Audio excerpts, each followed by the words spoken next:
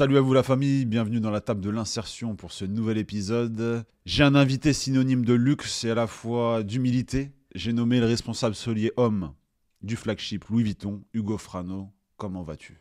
Bonjour Arthur, écoute, ça va très très bien. Je suis très content d'être là aujourd'hui. Et toi, comment vas-tu aujourd'hui? Écoute, ça va super, même si le temps aujourd'hui n'est pas forcément avec nous.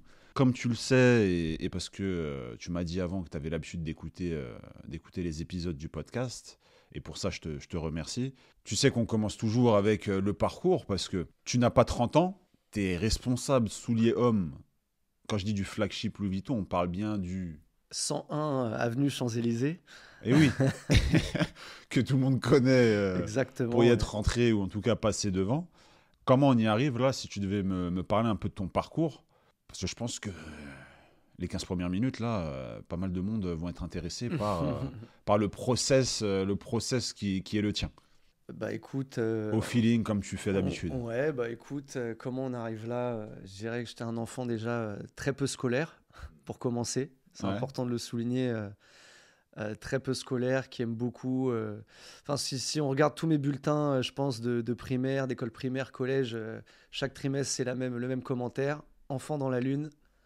Et je pense que enfin, c'est ce qui me correspondra le mieux toute ma vie, dans la lune, à rêvasser, penser et pas trop s'intéresser à ce qui se passe à ce moment-là à l'école, pendant le cours. Et, Parce que là, toi, tu as grandi de quel côté? alors moi, j'ai grandi dans le 95, donc dans le 95, donc en banlieue toute ma vie, euh, Quelle ville? à Franconville. Franconville, Franconville, ok. ouais, dans On le peut Val d'Oise. saluer. Donc voilà, on salue les Franconvillois. Et non, ouais, j'ai passé toute ma vie là-bas et une enfance heureuse, pas beaucoup de moyens, euh, élevé majoritairement par une mère célibataire, mais qui m'a très bien élevé et mère joyeuse, voilà, beaucoup de blagues, beaucoup de rires dans l'appartement, donc Et tu sentais pas les soucis du quotidien. En tout pas du cas, tout, tu non. ressentais rien du tout, quoi. Pas du tout. Il y avait pas. Enfin, j'avais moi-même une mère.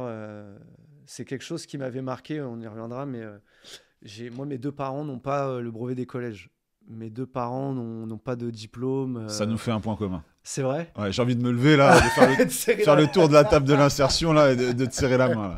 C'est un, ouais, Non, c'est un point c'est commun. important parce qu'en plus, j'avais entendu à la télé, et ça marque, hein, il y a des choses qui marquent, on en parlait tout à l'heure, des fois, il y a des petits traumas d'enfance Ouais. qui marquent, et je me rappelle que j'avais entendu à la télé que seulement 20% d'élèves obtenaient leur baccalauréat quand leurs deux parents n'avaient pas le brevet des collèges.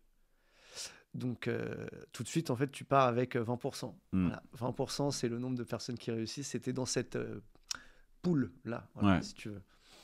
Donc, Et à ce moment-là, est-ce que tu te dis pas, enfin, quand tu as le brevet des collèges, est-ce que tu te dis pas, maintenant que je suis dans les 20%, bon, tu le savais sûrement pas à l'époque, hein. Ça, c'est des non, non, stats que non, tu ouais. découvres 10 ans après. Mais le fait que tu obtiennes ce diplôme-là alors que les deux parents l'ont pas, est-ce que c'est pas une période un peu clé pour toi où tu te dis, bah, faut que je fasse plus et que je continue à faire plus que, tu vois, finalement. Ouais, si, si, bah, il y a toujours eu cette pression-là, entre guillemets, parce que moi, j'avais toujours des parents comment, qui me mettaient sur un piédestal, hein, comme beaucoup de fils uniques. Ouais. Euh, C'est bien de le préciser aussi. voilà, c'est pour ça que... Voilà, donc fils unique, donc piédestal forcément, c'est le plus intelligent, c'est le plus beau, c'est lui qui ira le plus loin de la famille. Et Ah, ils ont tout donné, quoi. ouais, voilà, ça, en fait, comment on te donne une bonne confiance en toi quand même. Et j'ai toujours été très terre à terre.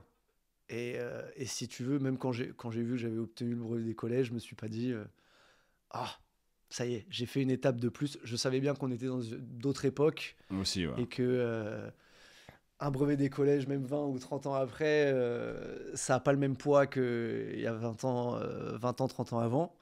Donc je me fixais pas ça, je me disais juste, bon, t'as encore eu ton brevet des collèges sur le fil parce qu'il fallait l'avoir, mais pas parce que l'école t'intéresse. Ouais. C'est quoi le next step? Et le next step, bon, ça sera le lycée comme tout le monde, et puis, mais toujours sans anxiété, quoi. Et filière pro ou générale? Non, en général. Ok. Général parce que alors j'ai jamais eu, si tu veux, en fait, tout ce qui impliquait de faire ses devoirs, tout ce qui impliquait de faire, si tu veux, ses devoirs, euh, je pouvais pas avoir de bonnes notes. T'es- Donc j'ai toujours été très bon en tout ce qui est l'analyse, tout ce qui est français, les langues, toujours eu facilité des langues, mais tout ce qui était On y mathématiques, reviendra sur les langues.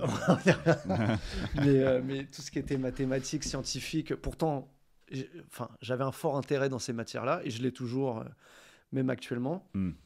Euh, je ne pouvais pas exceller et mes notes étaient catastrophiques. Donc, arrivé au lycée, filière générale, c'est là où on est censé faire le choix voilà, de son orientation et de ce qui va qui va écrire notre jeune vie d'adulte. Et comment ça se passe pas si bien. Ça se passe même pas très bien du tout. Hmm. Je commence à perdre même. On rentre dans cet âge presque rebelle un peu où tu commences à devenir homme et tu commences à te dire mais est-ce que c'est vraiment fait pour moi tout ça quoi. Hmm. Et je tombe sur un prof de SVT en plus enfin à qui j'ai donné du fil à retordre parce que pour le coup mais sa matière je suis une catastrophe ambulante, j'ai vraiment des notes, on parle d'en dessous de 5 de moyenne comme en général sur les trimestres. Absent, quoi. Absent, ouais, voilà, très mauvaise organisation. Là, mais pas là. Là, mais pas là. Et pourtant, il décèle un potentiel chez moi. Et il m'insulte toujours très gentiment pour créer des réactions. Il me traite toujours d'idiot, Parce qu'il sait qu'il peut le faire. Il sait qu'il peut le faire et au final, a raison. Il sait qu'il peut créer des réactions chez moi. Et je me rappellerai toujours une fois, j'avais eu, c'est pas une note qui non plus qui est incroyable, mais j'avais dû avoir un 13 sur 20 sur un de ses contrôles et il m'avait regardé, il m'avait rien dit, mais il m'avait juste regardé très longuement pendant qu'il m'avait rendu la copie, tu sais. Du style, tu vois, je t'avais dit, possible en fait, tu peux dépasser le 10, tu vois, alors que moi j'étais le gars pas humble, mais qui à chaque fois se rabaissait, quoi. Ouais. À me dire ouais de toute façon c'est pas pour moi, ce format d'apprentissage c'est pas pour moi, j'aime pas l'école. Et puis quand est venu le moment, les fameux à l'époque comment ça s'appelait, Conseil de classe. conseil de classe, voilà la plus grosse hantise de ma jeunesse. Et voilà le conseil de classe et tout le monde s'est dit on va le réorienter en professionnel. On va le réorienter en professionnel, il a des déficits d'attention, ce qu'on lui dit ça l'intéresse pas, il a énormément de capacités mais malheureusement, il ne veut pas les utiliser. L'exploitation, il n'en a pas envie, quoi. Voilà, c'est ça. Et j'ai ce prof, donc Monsieur Lucio, voilà, en qui j'aurai toujours une reconnaissance éternelle, qui dit mais vous êtes malade. Et c'est un bon ce garçon. C'est juste un, pour reprendre son terme, il a un poil dans la main. Il a un poil dans la main. L'école ça l'intéresse pas, mais on peut pas le mettre en professionnel, il va chuter. Il va couler. Non, mettez-le là où il peut faire quelque chose. Ça sera pas les maths, ça sera pas ES, parce que ES, même moi dans mon imaginaire, c'était vraiment la filière où fallait être Économique parfait. et sociale. C'est ça, voilà. Fallait être vraiment parfait pour moi. Pour moi, voilà, si les ES nous écoutent, vous étiez l'élite des 3 filières générales. Ouais. Parce qu'il fallait être quand même assez bon partout. Donc, par défaut, littéraire.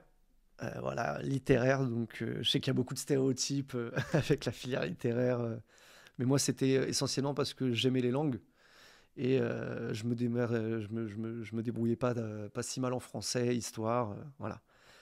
Donc on a fini en L, voilà, en filière L. Ça s'est pas très bien passé non plus parce que bon, c'est comme partout, il faut faire ses devoirs, hein. Faire ses devoirs, il faut rendre des copies, il faut lire des livres, beaucoup de livres en L. Parce que j'avais un goût naturel pour la lecture, donc c'était pas très gênant. Mais bon, partisan du moindre effort. Ouais, t'es la team, je rentre de l'école, je jette mon sac à dos sur le lit Totalement. et après je m'occupe à la maison ou je sors C'est dehors. ça. Je sors dehors, voilà, j'ai féru de sport, hein, donc foot, basket, foot américain. Merci de préciser. Voilà, ouais, non, il fallait. Et donc, ou jeux vidéo même, hein, même l'hiver, hein, si on pouvait pas sortir parce qu'il faisait trop froid, jeux vidéo, tout ce qui m'empêchait de faire en fait mes devoirs. Hein, et arrivé au bac, là une boule au ventre. Et on se dit tiens, ça commence.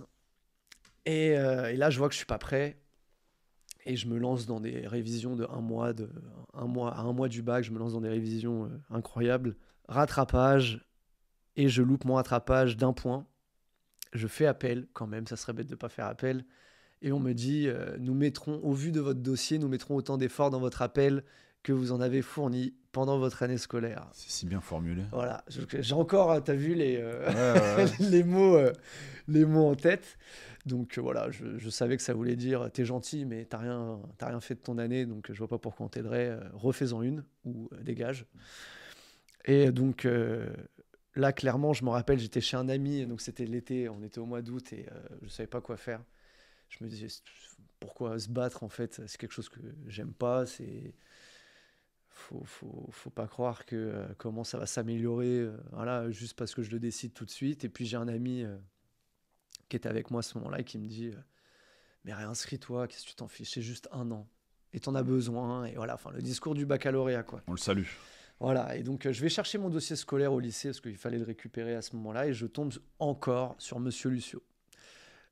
Pourtant on était fin août, il n'y avait pas vraiment de L'homme raison. qui croyait en toi. L'homme qui croyait en moi. Mais il a une place importante parce qu'il me voit, il fait « Ah, viens par là ». Donc il savait que j'étais là sûrement pour récupérer un dossier, mais là il voulait pas qu'on passe par ça, il voulait que j'aille avec lui pour me réinscrire Ah oui, il voulait te forcer. tout de suite ce jour-là, juste après avoir récupéré mon dossier scolaire. On va le retrouver, ce monsieur Lucio là. Ouais, non, mais je pense souvent justement à retourner à mon ancien lycée pour voir s'il est toujours là d'ailleurs, et puis ouais, et lui dire, parce que c'est pas toujours qu'on peut exprimer notre reconnaissance, notre gratitude aux gens qui ont un vrai rôle dans notre vie. Bah, surtout avec le quotidien. C'est ça, voilà, on se laisse vite, tout on ce en qui parle. va avec. Ouais. On en parle, voilà, comme ça, des podcasts, des repas de famille, mais on va pas. On va peut-être pas aller directement remercier la personne, il faudra que je le fasse. Et donc il me dit, voilà, là, un discours un peu plus paternel, il me dit, écoute, tu peux pas passer à côté de ça, tu as les capacités, tu peux largement même avoir une mention si tu veux. Réinscris-toi. Donc je me réinscris. Et l'année d'après, écoute, je vais pas mentir, quand même pendant les 4 premiers mois, il y a un vrai effort. Il y a un vrai effort de ma part de le rendre fier lui déjà. et donc il y a du mieux. Je suis pas vu comme le cancre et comme celui du fond de la classe, comme c'était le cas très souvent. J'étais un peu plus intégré dans la classe. Et là, du coup, tout roule. Tout roule, mais t'attrapes le bac. J'attrape le bac, ouais. J'attrape le bac, non sans rattrapage quand même, mais avec une quantité de points risible comparé à l'année d'avant, quoi. L'année d'avant, je partais en mission impossible, on était en mode Tom Cruise. Mais c'est pour ça que je dis l'attraper, hein, parce que tu l'as vraiment, tu l'as saisi, quoi. Ouais, je l'ai saisi, j'ai sorti, tu sais, la main de la terre un peu, si je devais imager le truc, après qu'on m'ait un peu enterré, et puis j'ai Monsieur Lucio, du coup, voilà, m'a attrapé. Il t'a sorti complètement. Exactement. Et donc ensuite, mention. Voilà. Pas mention, non, rattrapage. J'aurais pu, avec les points que j'ai rattrapés au rattrapage, la moyenne aurait pu avoir une mention, mais tu es exempt de mention quand tu passes par le rattrapage. Parce que quand tu retapes une année, ouais. Tu passes sur les matières que tu n'as pas validées. Non. Ou t'es repassé tu sur repasses tout. encore. Tu sais, tu avais des points de première, tu avais un bac de première, un bac de français. Et en gros, ces points-là, tu pars déjà avec un malus ou un bonus. Bon, moi, pas besoin de préciser. Ok, mais je pense ça a changé entre-temps. Parce que maintenant, c'est oui, contrôle sûrement, continu. ça a dû changer. Maintenant, tu rates 3 matières, tu repasses uniquement sur les 3 matières que tu as ratées l'année Ouais, d'avant. là je devais choisir 2 matières. En fait, si tu veux arriver au rattrapage, on m'a demandé qu'est-ce que tu veux choisir. J'avais choisi histoire et philosophie parce que, écoute, c'est pas par show-off, mais c'est plus parce que philo, c'était coef 8 ou 12, il me semble, quelque chose d'incroyable. Big coef, quoi. Très gros coef en L. Et il me semble qu'en copie, j'avais eu peut-être 8 sur 20. Et dans mes calculs, déjà, je m'étais dit, si tu arrives à avoir un 10 ou un 11, tu as déjà ton bac. Ouais. Ensuite, l'histoire, c'est du bonus. Et l'histoire, c'est un coef 5 ou 6, il me semble. Et là, au moment où tu as le bac, ouais. Qu'est-ce que tu enchaînes ? Parce que j'ai étudié un peu ton profil, hein, ouais. tu te doutes bien. Et quand j'arrive sur ton profil, je vois que ton parcours scolaire s'arrête à bac plus 2. Ouais. Et moi, ça m'a frappé tout de suite. Parce que forcément, responsable, soulier, homme, on t'a pas mis à Perpète, hein, on t'a mis avenue des Champs-Élysées. Je me suis tout de suite dit, qu'est-ce qu'il a de spécial? Parce que bon, comme je l'ai dit juste avant, t'as pas 30 ans. euh, Je les ai eus. Tu les as eus. Je les ai eus, je viens de les avoir. Quand ça? Il y a 5 mois. Ok. Mais je voulais pas te corriger au début, je me suis dit on vient de commencer. Aïe, aïe, aïe, je vais devoir revoir mes fiches. Mais ouais, voilà. Mais je suis entré dans les trentenaires. 30 ans pile. Oui, en plus, t'es génération 93 comme moi. Ouais. Donc, t'es mon aîné, Hugo. C'est ça, voilà, Ouais. de quelques mois. Toi, donc, Bac plus 2, t'as fait c'est quoi, un BTS, hein? Non, j'ai fait une licence de culture et civilisation hispanique. Ok. Donc, en réalité, après le bac, très heureux. Là, pour le coup, très, très heureux. Et vraiment, je sens que j'ai fait quelque chose pour mes parents. Là, il y a une fierté que j'ai jamais provoquée, je pense, chez mes parents, enfin, surtout chez ma mère. J'ai un père un peu plus stoïque. Ouais. Mais La voilà, on pudeur connaît. paternelle. C'est ça, ouais. Je me rappelle, ses premiers mots, c'était t'en as de la chance, toi. Voilà. C'était l'encouragement à sa façon. Ouais, mais si tu l'entends jamais, en vrai, toi, ça Ouais, te... non, mais voilà. Mais pour ma mère, par contre, c'était juste incroyable. Et là, la question, comme tu viens de dire, la suite. Et là, il y a un gros blanc dans ma tête. Je me dis, bah Ouais, ouais, Monsieur Lucio, c'est bien. c'est bien, Mais monsieur Lucio, vous il avez est pas vu, partout. j'ai réussi, mais maintenant quoi? Maintenant, et là, fidèle à moi-même, je prends la facilité. Je prends ce qui me donnera le moins de fil à retordre au niveau des devoirs à la maison. Donc, je prends voilà, l'histoire et en gros, culture, civilisation hispanique, c'est un gros mélange de linguistique et d'histoire. Ouais. C'est réellement de la linguistique dans le sens où euh, tu as des cours de traduction, des cours de thème. Donc, quand on dit thème, c'est-à-dire où, par exemple, on va te mettre un texte biblique espagnol Hmm. dont tu n'as pas tu ne connais pas tous les mots. Hein. C'est très dur. Je pense que même un Français ne connaît pas tous les mots bibliques français, forcément. Donc, et il fallait la traduire en français dans les bons termes et que le sens et la compréhension soient bonnes. Et tout ça avec un petit peu d'histoire, donc des civilisations hispaniques. Et l'année d'après, après avoir validé, j'ai changé, mais en civilisation anglophone. Ok. Et là-bas, ça me plaît déjà un peu plus que l'école de ce que j'ai connu. Donc, bah, déjà parce que tu as un peu plus de liberté, un peu plus d'autonomie.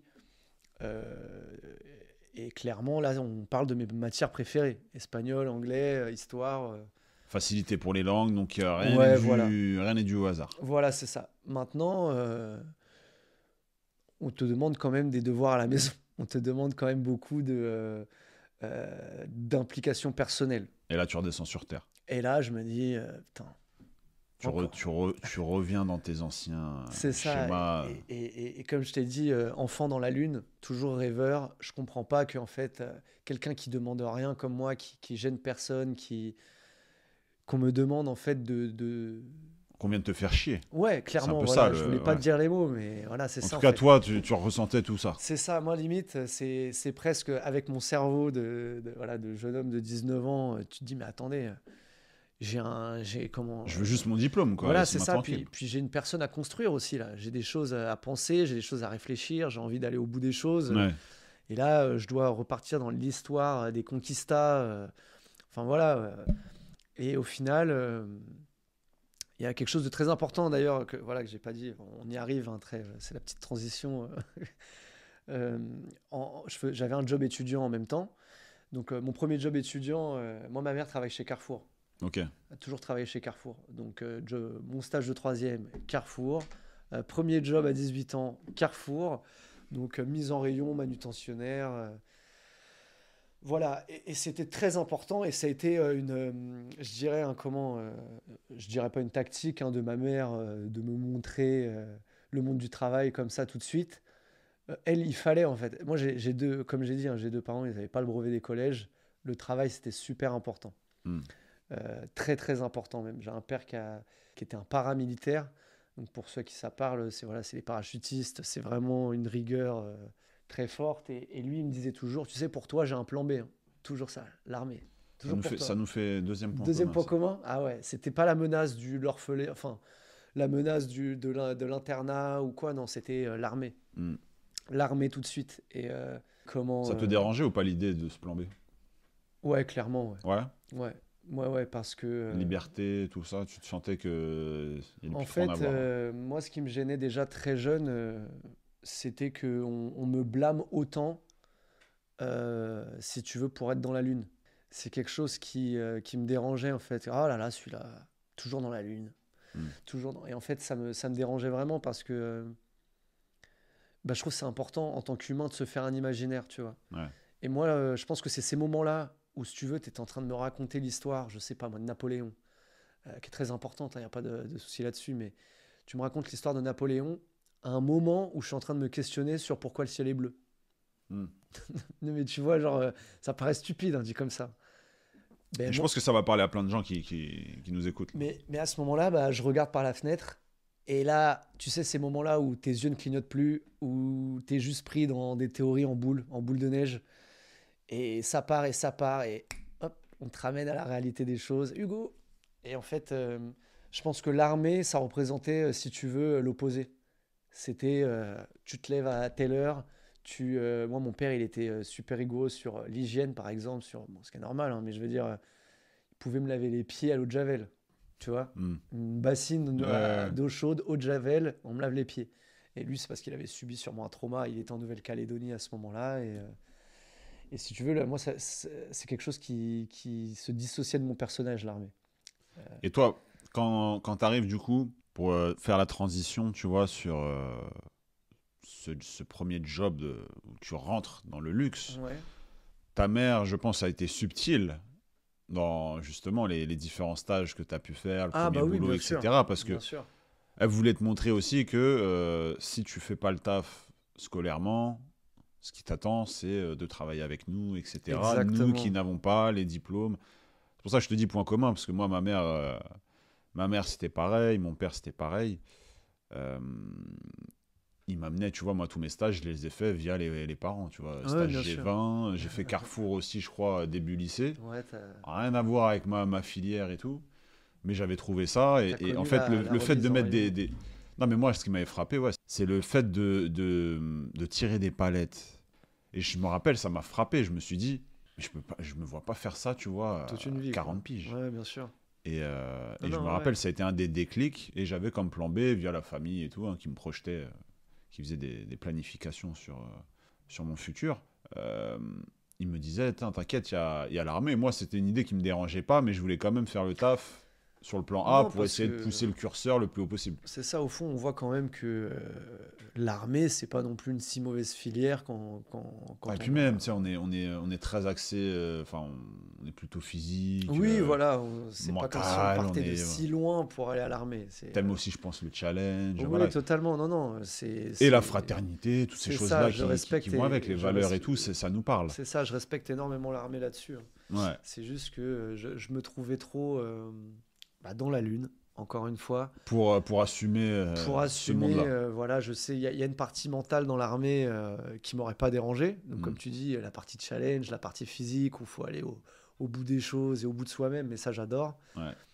Mais la partie canalise tes pensées, je sais pas si j'aurais pu l'assumer. Et c'est là où, du coup, on fait la transition avec le monde dans lequel tu vis actuellement. C'est ça, ouais. Une fois que tu as ce bac+2, qu'est-ce qui se passe? Qu'est-ce qui s'ouvre à toi? Bah, si tu Comment veux, vient la première opportunité? la Ouais. première opportunité, ça passe justement par ces premières expériences professionnelles, entre guillemets, un peu ingrates. Hmm. Donc, si tu veux, Carrefour, comme tu viens de le dire, hein, les chaussures de sécu, les tire-palettes. Ça te parlait pas du tout. Non, ça me parlait pas, mais maintenant j'ai une autre vision que toi, dans le sens où je me suis pas dit, oh là là, ça faut vraiment pas que je le fasse. Mais par contre, c'était mon premier salaire. Et là, je me suis dit, oh waouh, c'est bien ça. Ouais, Ça, c'est cool. Là, c'est la première fois que je recevais vraiment une somme à 4 chiffres. ouais. Euh, bon, un SMIC, hein, mais ce qui est pas énorme, mais ça a changé. Ah, le premier salaire, Ça a changé mon imaginaire de pouvoir, par exemple, moi avant, je vivais avec une petite bourse du Crous. tu vois, un échelon 3-4, donc 320 euros, je crois, à l'époque. Tu vas chez H&M, tu vois, moi j'ai toujours, bon, le parcours on attestera, mais j'ai toujours été passionné de tout ce qui est mode, voilà, de l'esthétique en général, et avec une bourse, bon, bah, tu vas chez H&M, tu t'achètes un petit truc à 20 euros, 30 euros, voilà. Et avec un SMIC, tu te dis... Là, tu vas chez Zara, attention, tu vois, à cette époque-là, Zara, c'était quelque chose pour moi, et de te dire que tu sors de là, pas seulement avec un pantalon, mais avec le pantalon, le pull, le t-shirt. Ah là, ton imaginaire, c'est Ah revenu. ouais, et là, tu as un nouveau look, tu as un nouvel Hugo. Donc tu te dis, tiens, c'est pas mal bosser en fait.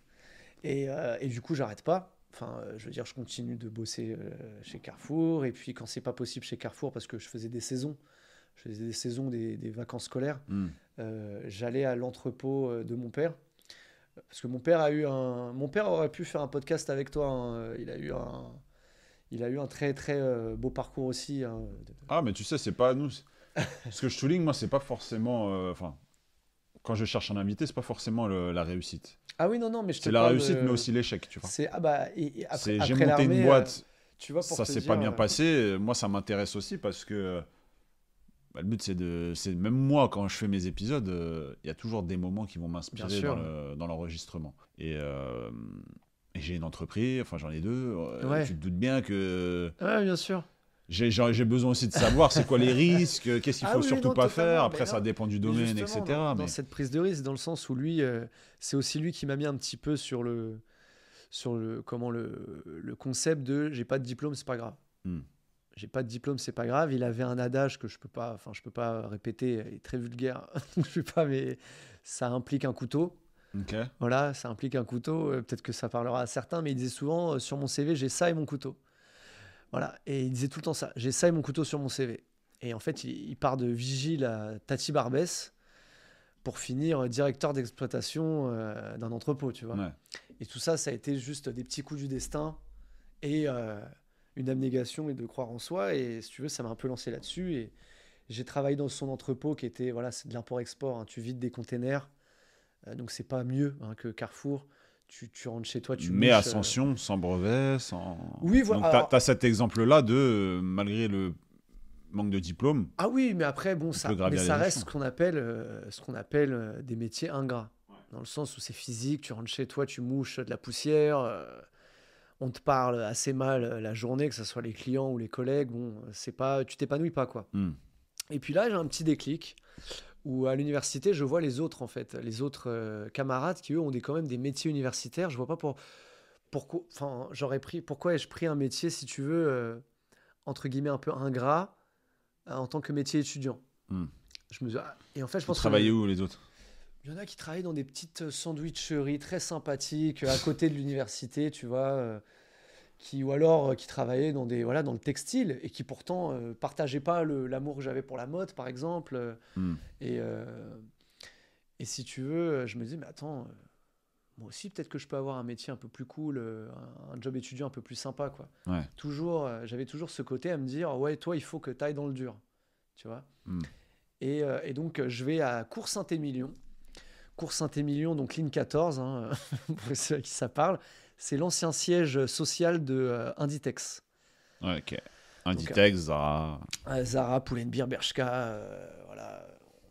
Mania de la mode à cette époque-là. Toujours d'ailleurs, hein, je pense. Hein, Ouais, moins de concurrence qu'aujourd'hui. Voilà, exactement. C'est-à-dire qu'à cette Donc, époque-là, c'était on un est peu moins dans le- une époque ouais. esthétique, C'était très mode réseau. Zara versus H&M, quoi. C'est ça, exactement. Et je pense même qu'il n'y a même pas vraiment énormément de concurrence. Ouais, non. Je pense que Zara vraiment a raflé le marché mondial. Et donc je postule là-bas. Et écoute, je postule par Internet, à l'époque par Fashion Job. J'obtiens donc mon entretien à Cours Saint-Émilion et ce sont des entretiens collectifs.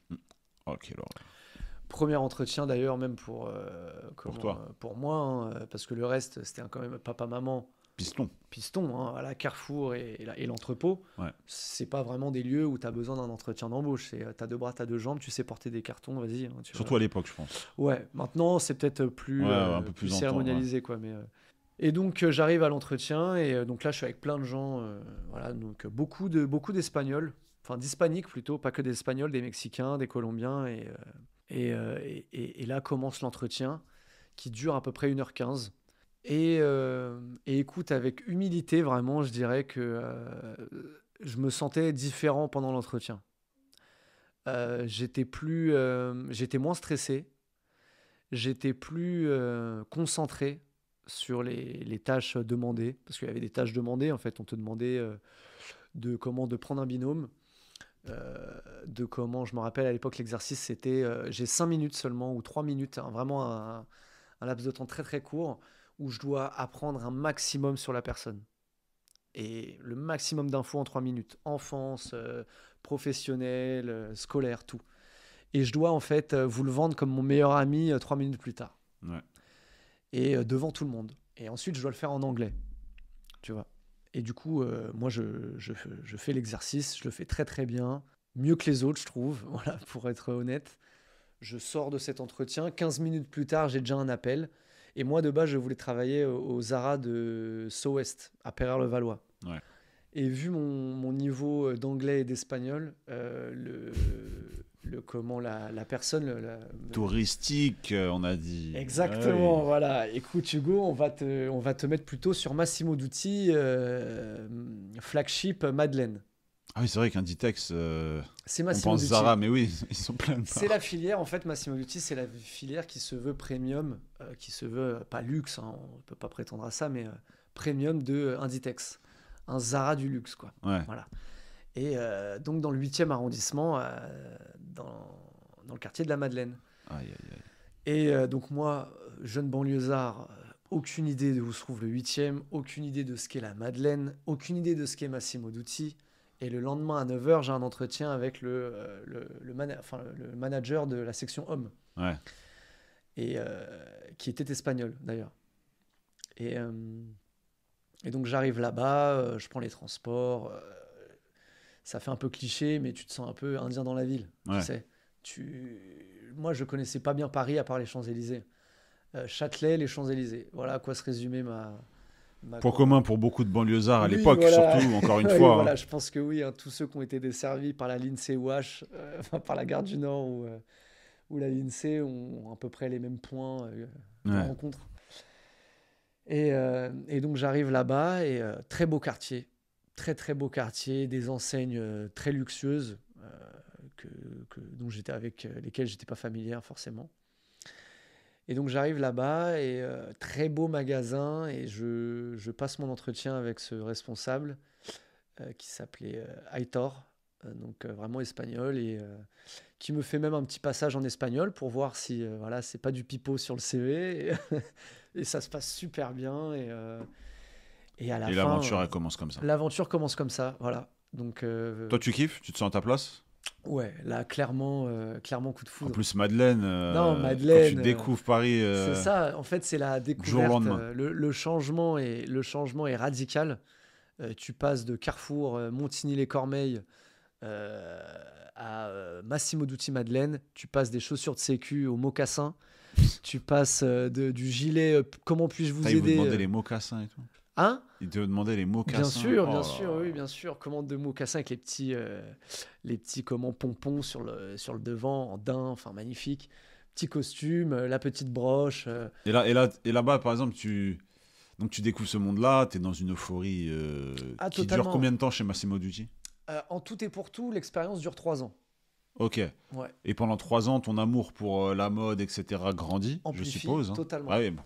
Totalement. Et puis tu sais, tu as des avantages. Et c'est quelque chose que je connaissais pas d'ailleurs, ça, dans mes anciens. On te dit, ah, mais tu sais que là, tu peux acheter des vêtements et on te fait moins 20%. C'était moins 25 ou moins 20% à l'époque. Ah, attends, ça. Incroyable.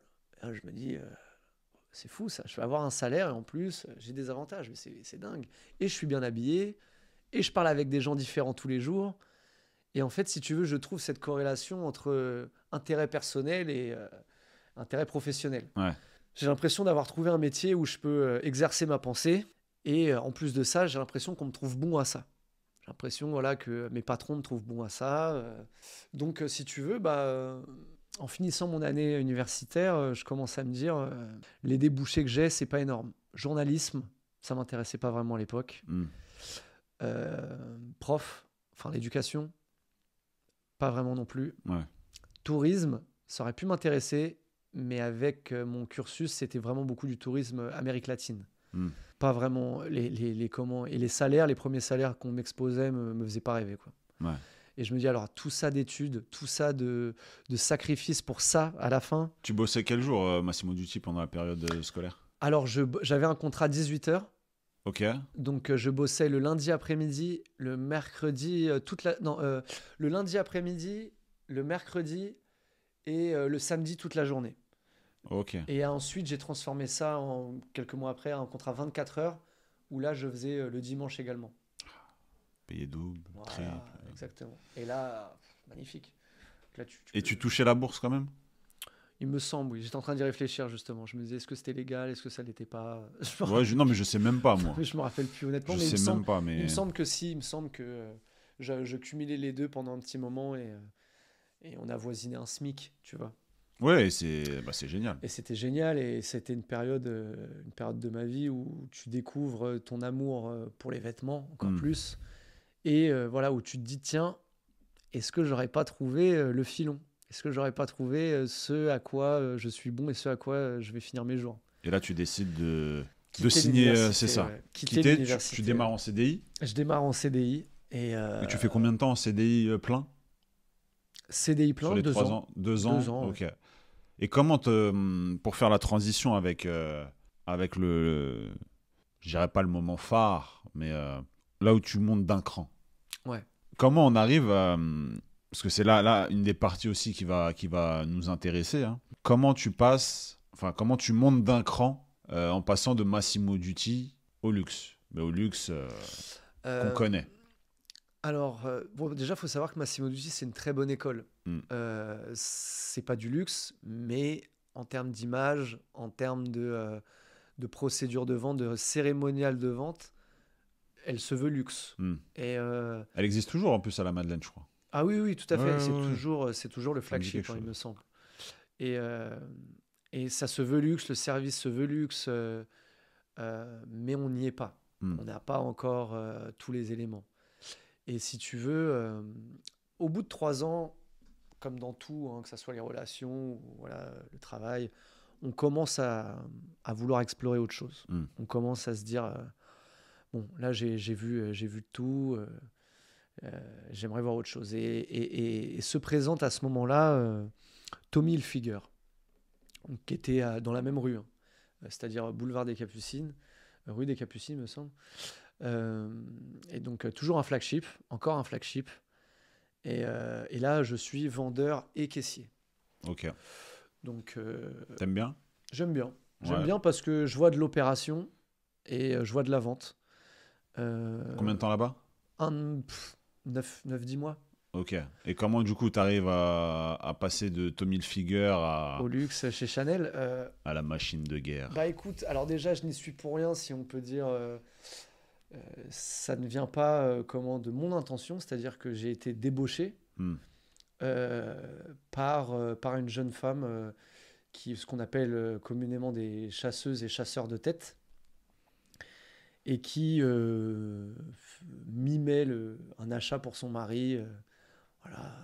En mode client mystère, mais Client externe, mystère, quoi. externe, voilà, qui vient pour un polo. Au final, elle veut ma carte parce qu'elle veut réfléchir. Et puis, je reçois un appel l'après-midi pour me dire, voilà, monsieur, j'ai beaucoup aimé votre service aujourd'hui. Je travaille pour la maison Chanel. Voilà, donc, faut le savoir que j'ai le sourire, là. Comment tu racontes ça?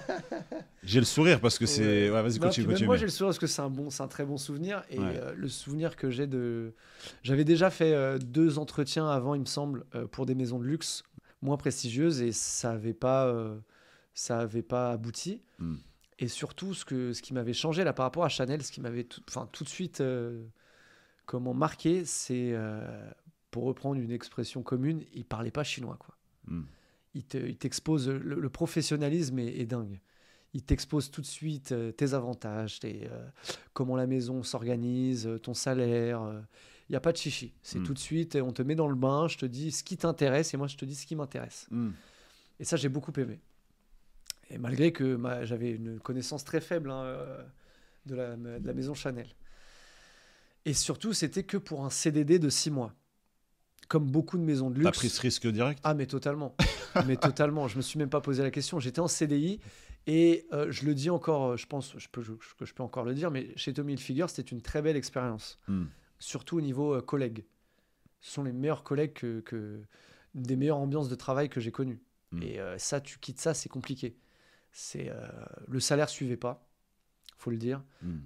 T'es vendeur à la commission, mais c'est pas des commissions. Commission collective, quoi. C'est non, un objectif collectif. Même pas individuel, Ah mais très ingrat. C'est-à-dire que 2,50 €. chaque 1000 € vendus, tu gagnes 5 €. Mais si tu vends 1900 €, tu as toujours 5 €. Donc en fait, et sachant une journée moyenne, c'est du 1600, 1700. Par personne? Par personne. Donc au final, tu prends ton 5 € la journée. C'est pas. Voilà. Ouais. Il y a une journée incroyable, tu vas faire 3000. Tu vas prendre ton 15 €. Oui, c'est pas... Mais c'est pas dingue. Ouais. Tu finis à 100 ou 200 € de plus que le SMIC. Période de solde, et forcément, oui, tu fais une bonne paye, mais. Voilà, c'est ouais. Rien à voir avec Chanel. Rien à voir avec Chanel. Et là, Chanel, du coup, tu démarres quoi? Vendeur? Caissier. Caissier, ouais. 6 mois? 6 mois, voilà. On me dit CDD de 6 mois. Où ça? À la Madeleine. À la Toujours Madeleine, le même quartier, oui. ouais. Ouais, je suis très. Bon, c'est pas le flagship, hein, mais... C'est pas le flagship, mais c'est une boutique qui est réputée pour sa clientèle locale. Ok, donc de quartier. Ouais, voilà. Et ça, c'est important. Enfin, je trouve que c'est important de le préciser parce que c'est un enjeu, ça, dans le luxe, que t'as pas dans les autres maisons. Ouais. La clientèle locale, c'est très, très important. Et donc, c'est un Chanel très stratégique, très exposé, parce qu'il vend beaucoup de prêt-à-porter à des clients locaux. Et donc, voilà, j'accepte tout de suite. Tu apprécies l'expérience caissier? Ouais, enfin, c'est quelque chose que j'ai fait à Massimo Dutti, que j'ai fait à... Mais là, tu dois faire que ça. Là, je dois faire que ça, voilà. C'est ça la différence. Et si tu veux, ça m'embête pas parce que je me dis quand même, je suis encore impressionné par le luxe. Ouais. Et je me dis, chez Chanel, vendeur luxe, j'ai peut-être pas les armes. Ah, mais là, tu as fait le grand écart. Hein. Ah oui, totalement. Oui. On passe de Tommy Hilfiger à Chanel. Là, tout de suite, je me dis, bon, écoute, tu es assez bon en caisse, tu présentes bien, tu as un bon cérémonial et il faut avoir confiance. Donc, et puis surtout, c'était autant intéressant de faire 1 an chez Tommy Hilfiger que 6 mois chez Chanel, pécuniairement. C'était quasiment la même chose. Tu peux parler de salaire un petit peu là? Oui, bien sûr. Chez Chanel, quand tu as fait un caissier ou même après? Quand tu arrives en caissier chez Chanel CDD, alors c'était à l'époque, hein, je ne sais pas comment c'est maintenant. Oui, non, c'était quelle année? C'était 2017. Ok. Ouais. 2017, donc pré-Covid, bien pré-Covid. Je ne sais pas comment c'est maintenant, mais je sais qu'à l'époque, CDD, tu rentres 2000 € directement. Net. Okay. Pas de... sans prime, sans dimanche, sans rien. Ouais. Là, je te parle d'un bon de quasiment 600, 700 €. Ouais. Donc là, ta vie est métamorphosée directement. Je te pose la question, caissier, c'est intéressant caissier, pendant c'est 5 quand même piges. Pas quoi. mal, ouais. Caissier, tu te dis, c'est bien, en fait. Ouais. Et puis, caissier chez Chanel, t'es pas caissier chez Zara ou chez Massimo Dutti. Oui. Là, la charge de travail est moins importante. Mais il y a plus de pression parce que c'est de la clientèle qui a un portefeuille. Et tu développes d'autres compétences.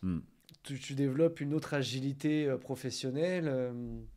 C'est pas les mêmes tâches. Hein, ok. Tu vas pas désantivoler 30 000 pièces la journée. Mais comme tu dis, tu vas devoir être en face d'une clientèle qui repousse les limites. Qui attend un service incroyable. Les limites du service au paroxysme, quoi. Ouais. Et si tu veux, une fois arrivé chez Chanel, donc caissier, émerveillé. Voilà. Émerveillé parce que je découvre à 24 ans, 24-25 ans, un nouveau monde. Un nouveau monde que je connaissais pas du tout. Et je vois que je suis assez, entre guillemets, unique à ce moment-là dans ma boutique. C'est-à-dire que voilà, jeune de banlieue, hétérosexuel, tu vois, c'est aussi des caractéristiques, entre guillemets, qui ont leur importance dans le luxe, tu vois. Et donc, c'est des choses où, avec le recul, où je me dis, il fallait s'y intégrer. Oui, en gros, tu disais hétérosexuel, banlieusard. En gros, c'est 2 points qu'on voit qu'on voit pas en majorité. Non, tu vois pas en majorité. Alors, attention, ça dépend encore une fois du luxe. Ouais. Tu vois, je peux en parler, hein, c'est pas gênant, mais tu as des catégories dans le luxe. Pas tous les enseignes de luxe sont pas logées à la même enseigne, si je peux le dire. Mais il y a quand même, voilà, Hermès, Chanel, c'est un luxe à part. Oui, en termes de qualité. En termes de qualité, c'est d'éducation, c'est un tout. Stratosphère. C'est une autre stratosphère. Voilà, et si tu veux, c'est pas Chanel, c'est pas le lieu où tu arrives le matin, tu vas parler du match de foot de la veille.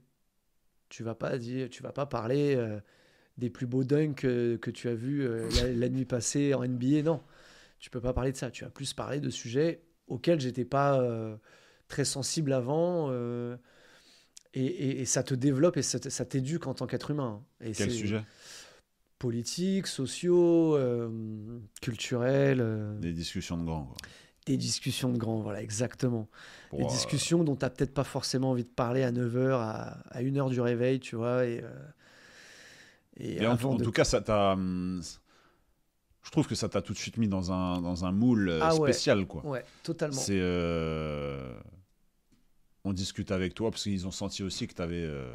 Moi, je suis quelqu'un d'assez facile, dans le sens où je suis très souriant, très ouvert d'esprit, toujours le sourire aux lèvres, et je pense que ça m'a beaucoup aidé, et ça, c'est un conseil que j'ai donné et que je donnerai toujours.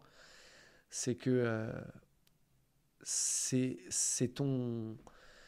ta personne et ton humeur en général qui détermineront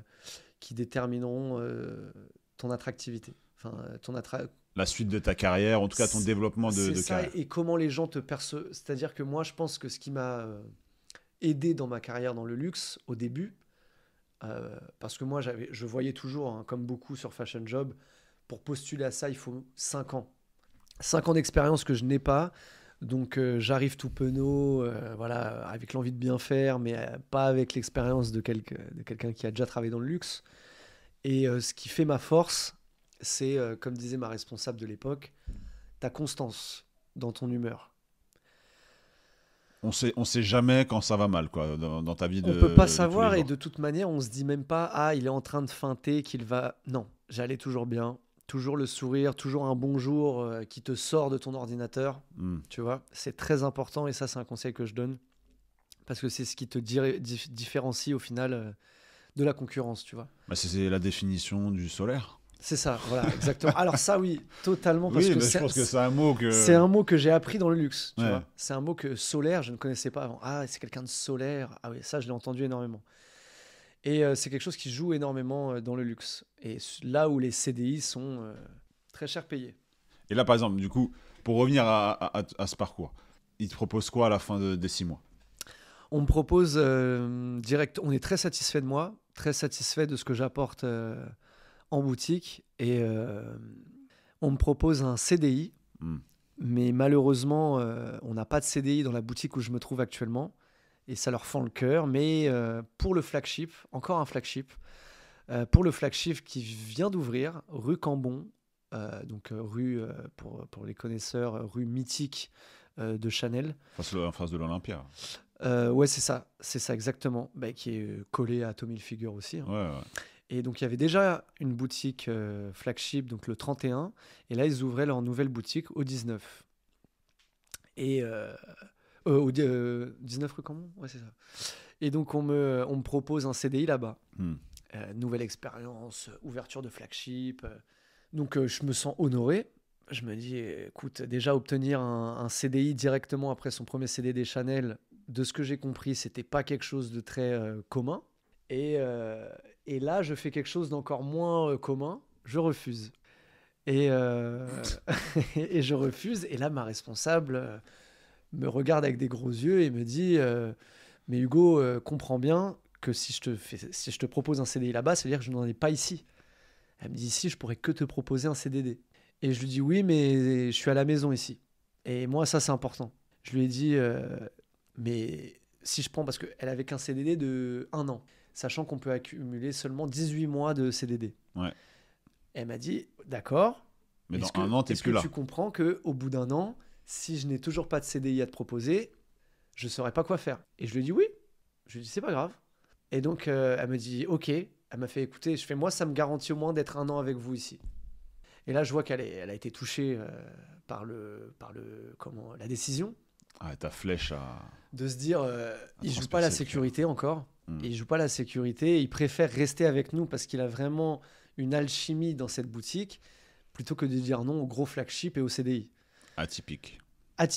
Et moi, très content. Donc, je reste encore 1 an dans cette magnifique maison. Et là, je suis à l'aise.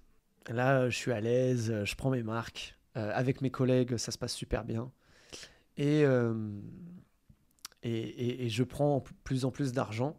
Voilà. Ce dont je ne suis pas habitué, hein, forcément. Et le rythme de vie s'améliore et on gâte la madré. Donc vraiment... Tu touchais plus que les parents, déjà, à ce moment-là? Oui. Mon père, je ne sais pas, je ne pense pas. Mon père, directeur d'exploitation. Ouais. Il a fait son nid. Surtout si tu me dis qu'il a changé plusieurs fois. Très opportuniste, il prend à chaque fois qu'il y a une nouvelle, voilà, il y va, il monte son salaire. Et donc, non, mais, ok. Mais du coup, forcément, ouais, t'es 25 ans tout pile. 25 ans tout pile. T'as déjà le salaire, t'as déjà... Voilà, de se dire, je me faisais des calculs très simples. Hein, je me disais, mes parents à 25 ans, je fais plus du double de leur salaire. Ouais. Donc là, forcément, tu te dis, j'ai atteint un petit checkpoint, tu sais. Donc là, tout va bien. Ouais. La vie est belle, tout roule. Et au bout des 18 mois de CDD, qu'est-ce qui se passe? C'est ça qui... Écoute, il n'y a pas de CDI dans ma boutique, toujours. Et je vois beaucoup de CDD bien avant moi, qui sont arrivés après moi, mais qui repartent avant moi, car pas de CDI à la clé. Ouais. Et donc là, mais moi, je suis, voilà, comme j'ai précisé même en début d'interview, je ne suis pas un anxieux. Je ne suis pas un anxieux et je me dis, écoute, là, tu es fort de 18 mois de Chanel. Sur le CV, c'est des maisons qui interpellent. Donc, tu vas sur tes 26 ans, tu n'es pas inquiet, quoi. Je ne suis pas inquiet de ce qui va se passer. Et ma directrice de l'époque se bat pour moi et me crée un poste. Au printemps. Donc, assez rare, ça. Assez rare parce qu'il n'y a pas de caissier au printemps, ça n'existe pas. Et là, elle me dit, écoute, on va te créer un poste, t'inquiète, il faut que tu restes dans la maison. CDI. Il faut que tu restes en CDI dans la maison. Et moi, je déteste les grands magasins. Tout ce qui est Galeries Lafayette. Oui, c'est le rush et même la pollution sonore, visuelle. C'est ça, exactement, tu as tout dit. Pollution sonore, c'est le premier, c'est le premier facteur. Et si tu veux, donc elle me crée le poste, je passe 2-3 entretiens en plus. Et je suis touché. Je suis très, très touché de l'attention, quoi, de ce qu'on fait pour moi. Et avant de signer, j'ai ma responsable qui me dit « Hugo, arrête tout.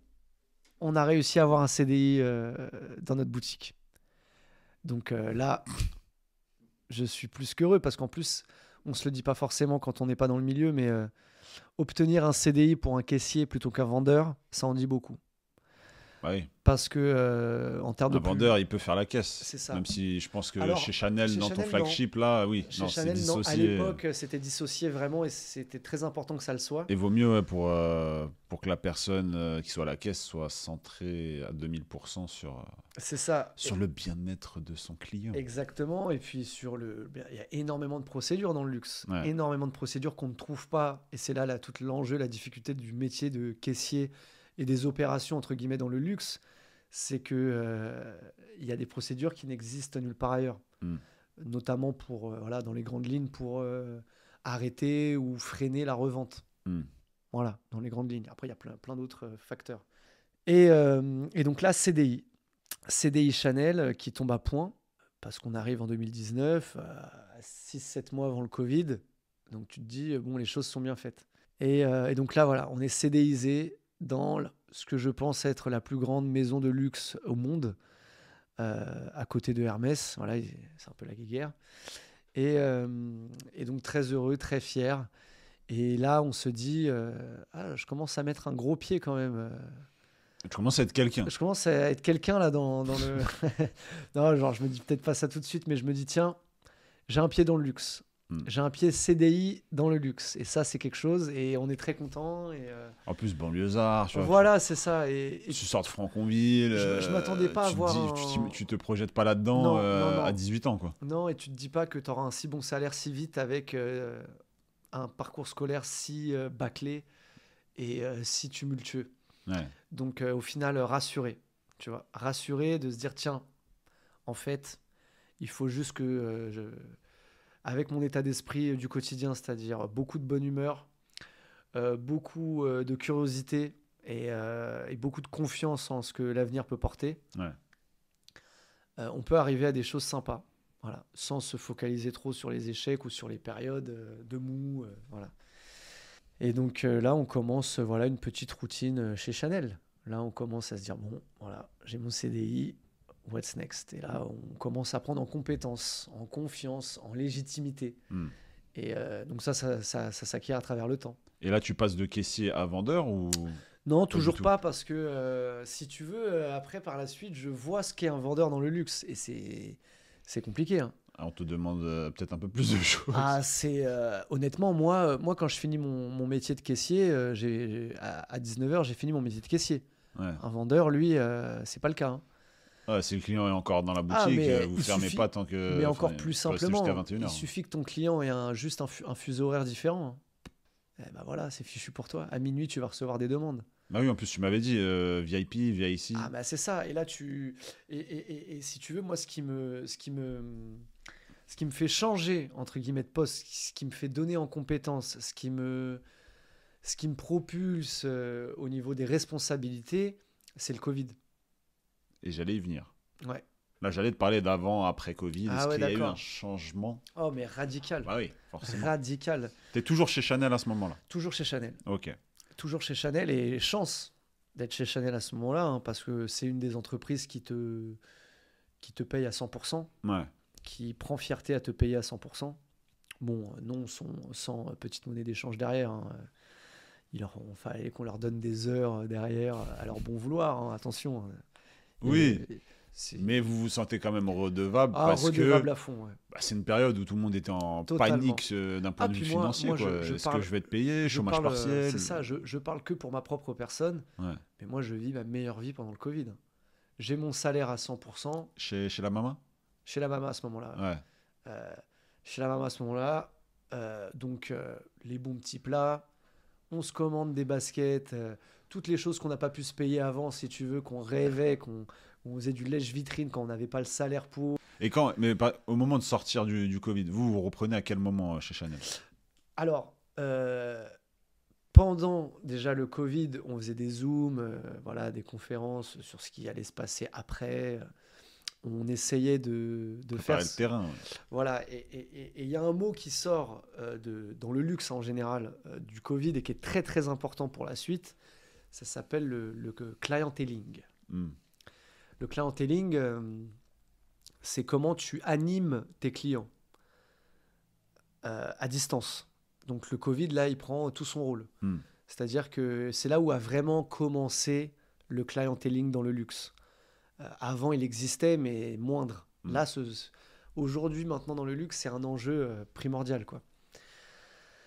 Et donc, à partir de avril 2020, je dirais, on commençait déjà à recontacter 2-3 clients. Tiens, voici la collection à venir.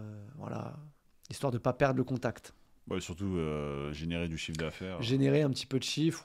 Sachant qu'à cette période-là, digitalement, clienteling, e-commerce, réseaux sociaux, il y a tout ça qui a pris un coup de fouet monumental. Ce qui est intéressant, c'est que Chanel est une des seules maisons de luxe à ne pas faire de e-commerce. Tu ne peux pas aller sur chanel.com acheter une veste ou acheter un sac. Impossible. Ouais. Tu peux acheter un parfum ou une paire de lunettes de soleil, oui. Mais après, non.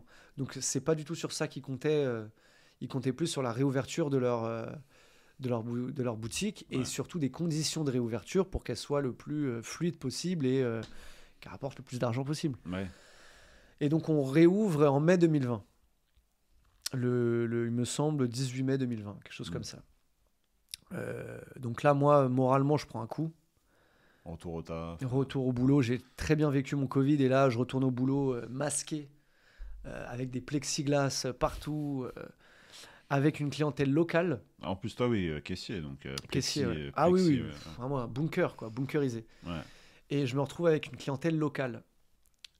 Parce que plus de touristes, voilà, plus d'étrangers, rien. Et là, je pense que tous ceux qui écoutent et qui connaissent la différence entre les deux savent que c'est deux salles, deux ambiances. Ouais. La clientèle locale, elle n'a pas un énorme portefeuille, mais elle a des attentes très fleuries, quoi. Mm. Et, euh, et j'ai moins de collègues. Plus d'alternants, plus de stagiaires, plus de CDD. Ah ouais. Ouais. Ah bah oui, là, le monde du retail a fait, je pense, des économies monstres à ce moment-là, ce qui était Ouais, normal. ça a compensé une partie, enfin une bonne C'est partie ça. du Donc, CA. sous-staffé. Hmm. Notamment un baby-boom. Baby-boom pendant le Covid. Hein, les couples restent au chaud. Bon, bah, ça fait des bébés. Et mais que Chanel, qui est quand même composé, je pense, à 90% d'employés femmes. Sur le retail ou tu parles Non, en général. Ok. En général, que ce soit au siège ou dans les magasins, c'est essentiellement féminin. Chanel, d'ailleurs, c'est essentiel. Enfin, on ne vend que pour les femmes. Ah, c'est pour ça aussi que tu parlais à un moment de... Oui, Tu oui. parlais de ton hétérosexualité Ouais. et Bah, ton parce côté banlieusard, c'est que il y a très peu d'hommes du coup. Il y a très peu Faire d'hommes, là-bas. il y a beaucoup, beaucoup de femmes. Oui, c'est vrai, j'aurais dû le préciser à ce moment-là. Mais voilà, il y a très peu d'hommes. Euh, ou C'est assez sinon, rare, hein. c'est assez rare. Et puis, s'il y a des. Enfin, et quand il y a des. Il y a des hétérosexuels comme moi, mais aussi beaucoup d'homosexuels. C'est aussi sont des gens qui sont très intéressés par la mode. Mais chez Chanel, pourquoi il y a plus de femmes? C'est parce que c'est une maison essentiellement pour femmes, créée par une femme pour les femmes. Ouais. Donc c'est aussi logique que tu y retrouves moins d'hommes avec des hobbies d'hommes, entre guillemets. Ouais. Voilà. Euh, mais oui, à ce moment-là, donc beaucoup de femmes, un baby boom, donc beaucoup de collègues absentes pendant une longue période. Donc toi, plus de pression parce que... Plus de pression car plus de travail, moins de collègues pour m'épauler. Et donc là, je commence à prendre confiance en moi et en mes capacités aussi, parce que je me dis, hey, tu gères. Enfin, on te fait en tout cas confiance pour que tu gères. Ouais. Donc je prends pas mal de choses sur moi. Et après, on me propose même une mission aux Galeries Lafayette, que j'accepte, parce que voilà, je voulais quelque chose de nouveau. Ça, c'est moi. Après 3 ans, de toute façon, j'ai toujours envie de voir quelque chose de nouveau. Donc, Galerie Lafayette, j'ai bien aimé l'expérience. Je la renouvellerai pas parce que, voilà, comme on s'est dit tout à l'heure, trop d'agitation, trop de pollution sonore et compagnie. Mais très belle expérience parce que ça m'a permis de voir ce que je valais dans une autre boutique, une autre structure. Et là, grosse prise de confiance en moi encore. Et retour au Bercail, donc rue Royale, donc à la Madeleine. Et je retrouve encore un petit niveau, je dirais, de responsabilité. Parce que à l'époque, j'avais une nouvelle responsable qui ne connaissait pas très bien le métier. C'était tout nouveau. Elle venait du siège. Ouais. Donc tout ce qui était en magasin, en retail, c'est pas quelque chose qu'elle connaissait forcément. Et donc j'ai presque pris tu l'as aidé, mais t'as pris Je l'ai aidé, mais j'ai vu aux yeux des vendeurs que j'avais gagné en légitimité et que je prenais une casquette de pilier, si tu veux, dans tout ce qui est procédure. Ouais. Tout ce qui est procédure et dans tout ce qui est... je commençais à être très connu des clients, des clientes en général, voilà, moi j'étais le dernier rempart de la cérémonie. C'est-à-dire que dans le luxe, c'est pas tu rentres dans le magasin et tu fais ton tour et puis à un moment tu as besoin d'aide. Non, tu es pris en charge dès le début, on t'aide, on discute avec toi, on essaye de cibler tes attentes et tes besoins. Tout se passe très bien, on t'offre du champagne, tu choisis tes... Et à la fin, la caisse, c'est le dernier rempart, c'est ta dernière expérience client. Elle doit être parfaite. T'imagines, t'as passé 2 heures super, je choisis... et puis t'as le caissier qui sourit pas. T'as le caissier qui sourit pas, qui te demande de l'argent, qui te donne des procédures de pourquoi tu peux pas utiliser ce moyen de paiement, de pourquoi tu ne peux pas acheter cet article-là. Voilà, il faut quelqu'un qui puisse... faire passer en douceur le message, quoi. Voilà, il faut de la douceur, voilà, il faut la sociologie, hein, pour, voilà, selon la nationalité, selon le... Voilà, tu ne te comportes pas pareil avec un client, je sais pas, un client local qu'avec un client russe, Ouais. tu vois, avec un client du Moyen-Orient.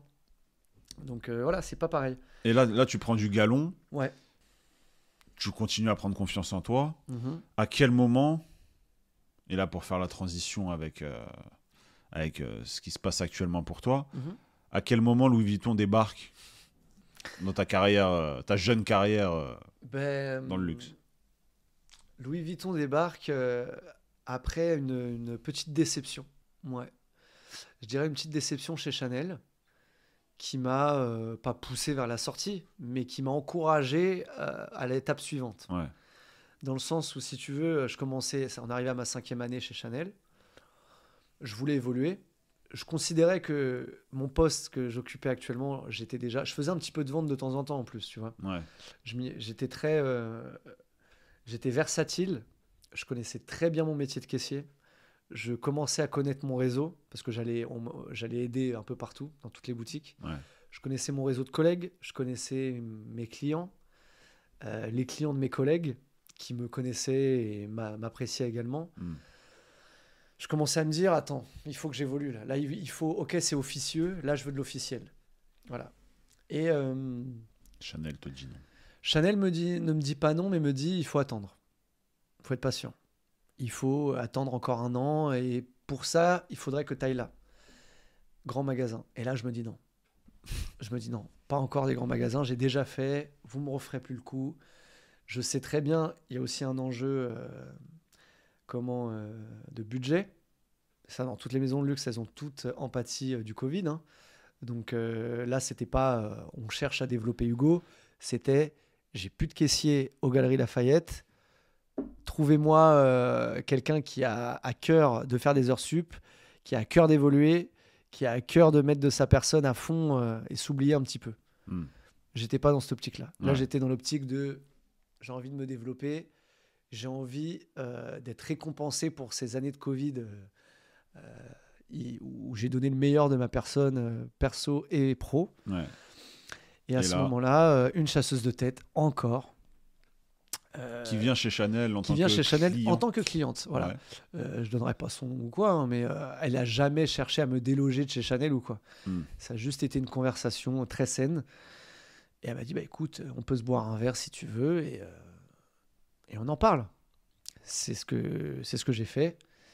Et cette personne m'a tout de suite apporté plusieurs chemins dans lesquels partir. Ah ouais, j'ai trouvé C'était quoi ça... les deux? Alors tu en avais 3 même. Tu avais le sud, donc à Nice. Ouais. Je crois que c'était Céline, qui est une maison LVMH hein, aussi. Ou bien Berluti à Paris, qui est aussi une maison LVMH. Évidemment. Voilà. 64 marques sous le exact. giron. Ouais. Voilà, il y a un monopole, un luxe hein, quand Ouais. même. Ou Louis Vuitton. Et moi, j'avais postulé à Louis Vuitton à Saint-Tropez. Je voulais changer de vie à ce moment-là. Je voulais vraiment aller dans le sud. Ah ouais, toi, tu voulais aller là où... Do you Saint-Tropez? Ouais, mais là où il y a du budget aussi, quoi. C'est ça, voilà. Et donc, je postule à Saint-Tropez. Je suis contacté par la RH de là-bas. Et au final, je me fais contacter par la RH des Champs-Élysées. Alors là, je me dis, oh non, Champs-Élysées, encore Paris, encore... Ouais.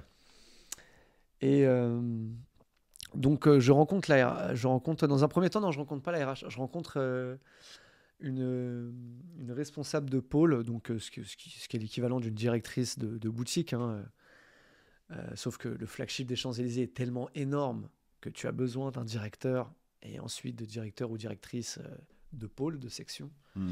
Donc, j'avais rencontré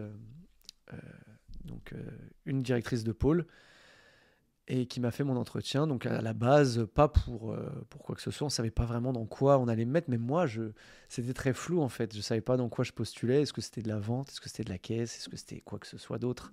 Et là, entretien masterclass. Entretien masterclass, ouais. Tout se passe super bien. Ouais. Ma chasseuse de tête me prépare également très bien. Hein. Ce ne sont pas que des recruteurs qui font des mercatos de vendeurs luxe. Hein. Non, ce sont des gens qui connaissent très bien comment fonctionnent les ressources humaines et comment fonctionnent les embauches. Et donc, elle me dit, voilà, elle me prépare et je passe l'entretien. L'entretien se passe extrêmement bien.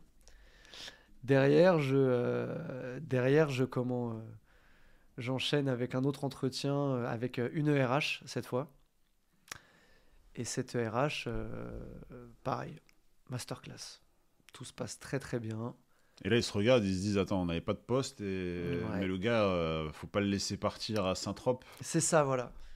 Et du coup, on me dit, il se passe rien pendant peut-être 2 semaines. Je trouve ça bizarre. Ouais. Je me dis, je connais mon... Tu t'inquiètes, là, tu passes de, Ouais, je m'inquiète un peu tu parce passes que... de chasser à... Ouais, voilà, je me dis, Je vais tiens, peut-être recontacter, là, je suis en panique. c'est bizarre quand même. Je me dis, je viens de chez Chanel, quasiment 5 ans.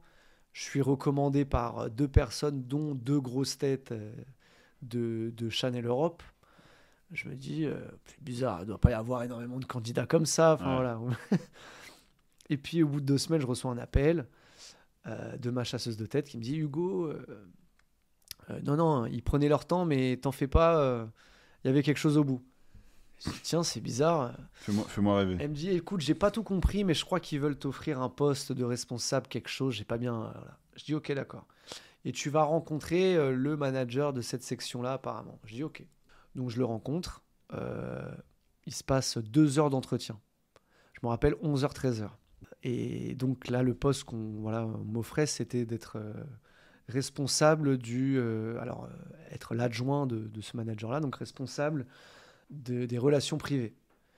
Donc du clienteling, relations privées. Donc si tu veux, je ne gérais que des clients soit VIP, célébrités, soit des clients au très gros portefeuille connus de la maison Louis Vuitton, quoi. Mm. Donc j'étais placé sur des événements, que ça soit visite visite du musée de la Fondation Louis Vuitton, visite de la maison de famille d'Anières, plein d'autres événements, des cocktails, voilà, des dîners, où tu as un peu voilà, ce poste de référent de la maison avec les gros portefeuilles de chez Louis Vuitton, quoi. Mm. Et donc, création de poste, c'est un poste qui n'existait pas avant. C'est pour ça que je parlais de l'enjeu Covid. C'est que le Covid a révélé aux maisons de luxe françaises Des failles. que sans tes clients français, dans des périodes de crise, c'est compliqué. Ouais. Et on commençait à se dire, mais en fait, attends, tu as du potentiel chez les clients français, tu as des portefeuilles clients français.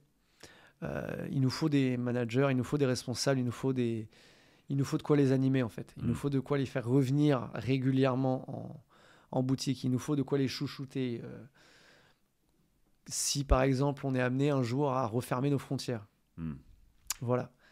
Donc, je pense que ce métier-là, il est né de cet enjeu-là. Et nouvelle expérience encore, nouveau poste, Et là, t'es à collègues. quel pôle? Client, Ok. ouais. Pôle client. Donc là, je ne gère que des clients. Ok. Je ne gère Quelle que- que soit la demande, quel que soit le... Enfin, que ça soit de l'accessoire, du soulier... Oui, alors, c'est des clients qui achètent. On essaye de développer ces clients-là pour tout, Ok. généralement. Maintenant, C'est le genre de client qui vient et qui peut t'acheter un peu de tout. un peu de tout, oui, voilà. Ce qu'on recherche avec ces clients-là, en fait, c'est... Bon, forcément, dans tout, surtout dans le luxe, Louis Vuitton, il y a une agressivité commerciale. Mm. C'est le mot. Agressivité commerciale. On t'agresse commercialement. Mais le luxe, quand même, se veut d'être assez doux comparé aux autres. Donc il faut les bonnes personnes pour être agressif, mais en faisant passer ça... Exactement, pour un service. Ouais. Voilà, pour un service client. Mm. C'est-à-dire, je t'accueille dans les meilleures conditions, avec tes gâteaux préférés. Je t'ai fait une sélection selon tes goûts et tes achats précédents. Mm. J'ai pensé à toi, d'ailleurs, pour un événement qui aura lieu la semaine d'après. Je t'ai pris une invitation. Mais en même temps, j'aimerais bien que tu dépenses plus de 20 000 euros là tout de suite. Tu vois? C'est tous ces enjeux-là, en fait. Oui, ils sont bien ficelés. C'est ça, voilà. Et si tu veux, moi, donc, je suis plus vendeur, ni caissier. Donc, je suis plus sur ces enjeux-là, mais je suis plutôt sur comment développer ce client-là. Ce client-là, l'année dernière, il avait acheté pour 8 000 euros. Cette année, je vois qu'il en a acheté que pour 2 000. Pourquoi? Est-ce que on le développe vraiment? Est-ce qu'on lui envoie les nouvelles Ouais, collections? tout est tracé, donc finalement, toi, tu as ce rôle, j'allais dire de manager, évidemment. Oui, Mais en tout cas, tu et je le as... comprends pas bien encore à ce moment-là. Ouais. C'est-à-dire parce que moi, dans ma tête, manager ou responsable, tu te dis, je développe des gens. Hmm. Voilà, je manage une équipe. Là, dans mon équipe à ce moment-là, c'est que des gros vendeurs, quoi. C'est que des gens qui sont là depuis plus longtemps que moi, que ce soit chez Louis Vuitton, même parfois dans le luxe. Donc, en termes de légitimité, de posture managériale, déjà, c'est compliqué. C'est compliqué à, c'est compliqué à mettre en place. Donc, je me focus que sur les tâches professionnelles à proprement dites, c'est-à-dire développer des clients, tu vois, organiser des cocktails, comment recenser et inviter le bon client pour le cocktail. Enfin, voilà. Et mais je trouvais mal ma place, en fait, si tu veux. J'avais du mal à me situer en tant que manager, enfin que responsable. Hmm. J'avais du mal à me situer. Et après, j'ai eu l'expérience de faire un pop-up store l'année dernière, euh, où là, c'est un plus petit format de boutique, donc tu as plus de tâches annexes, tu es plus proche des équipes, et là, tu as un vrai rôle managérial qui se développe, quoi. Et c'est qui les personnalités que tu voyais qu'on peut tous connaître là? Oh, c'est très vaste, hein. Beaucoup de footballeurs, toute l'équipe du PSG, si vous voulez. Ouais. Beaucoup de rappeurs français, américains. Lil Baby, Roddy Ricch, Burna Boy, enfin voilà, dans l'afrobeat aussi, Wizkid, Rema, c'est des gens qui sont très très friands de Louis Vuitton. Et qui viennent acheter ou c'est... Non, non, non, ils viennent acheter, hein. Ok. Ouais, ouais. Ils viennent acheter, ils viennent pour l'expérience aussi, hein. Ils savent qu'ils vont avoir un salon privé avec... Oui, ça crée du contenu. ça crée du Voilà, contenu. Il y en a beaucoup hein, qui viennent pour ça aussi, hein, beaucoup de contenu, hein. ouais. Donc non, beaucoup de célébrités diverses et variées, hein, que ça soit du chant, du combat même. Enfin vraiment, c'est de tout et n'importe quoi, hein. Personnalité politique. Et à quel moment, du coup, toi, tu passes responsable soulier homme? Parce que du coup, tu manages... Grâce au pop-up store. Ok. Grâce au pop-up store, parce que c'est un pop-up store. Moi qui viens d'une maison de base essentiellement féminine, là j'arrive dans un univers très masculin. Hmm. euh, où Louis Vuitton se fait remarquer par des directeurs artistiques très implantés dans la pop culture. Ouais. Virgil Abloh, Pharrell Williams. Déjà, je te donne deux noms qui... Très peu de haters sur ces deux messieurs-là, Ouais. qui sont appréciés de tout le monde et, et qui donnent ce côté très masculin à Louis Vuitton. Et le pop-up store était essentiellement des collections hommes. Et en plus de choses que j'aime beaucoup, beaucoup de streetwear, beaucoup de références au monde de l'enfance, Ouais. donc des choses qui me parlent beaucoup. Et donc, à la sortie de cette expérience-là, on me propose, parce qu'il y avait un petit peu de mouvement à ce moment-là dans le pôle de l'homme, Hmm.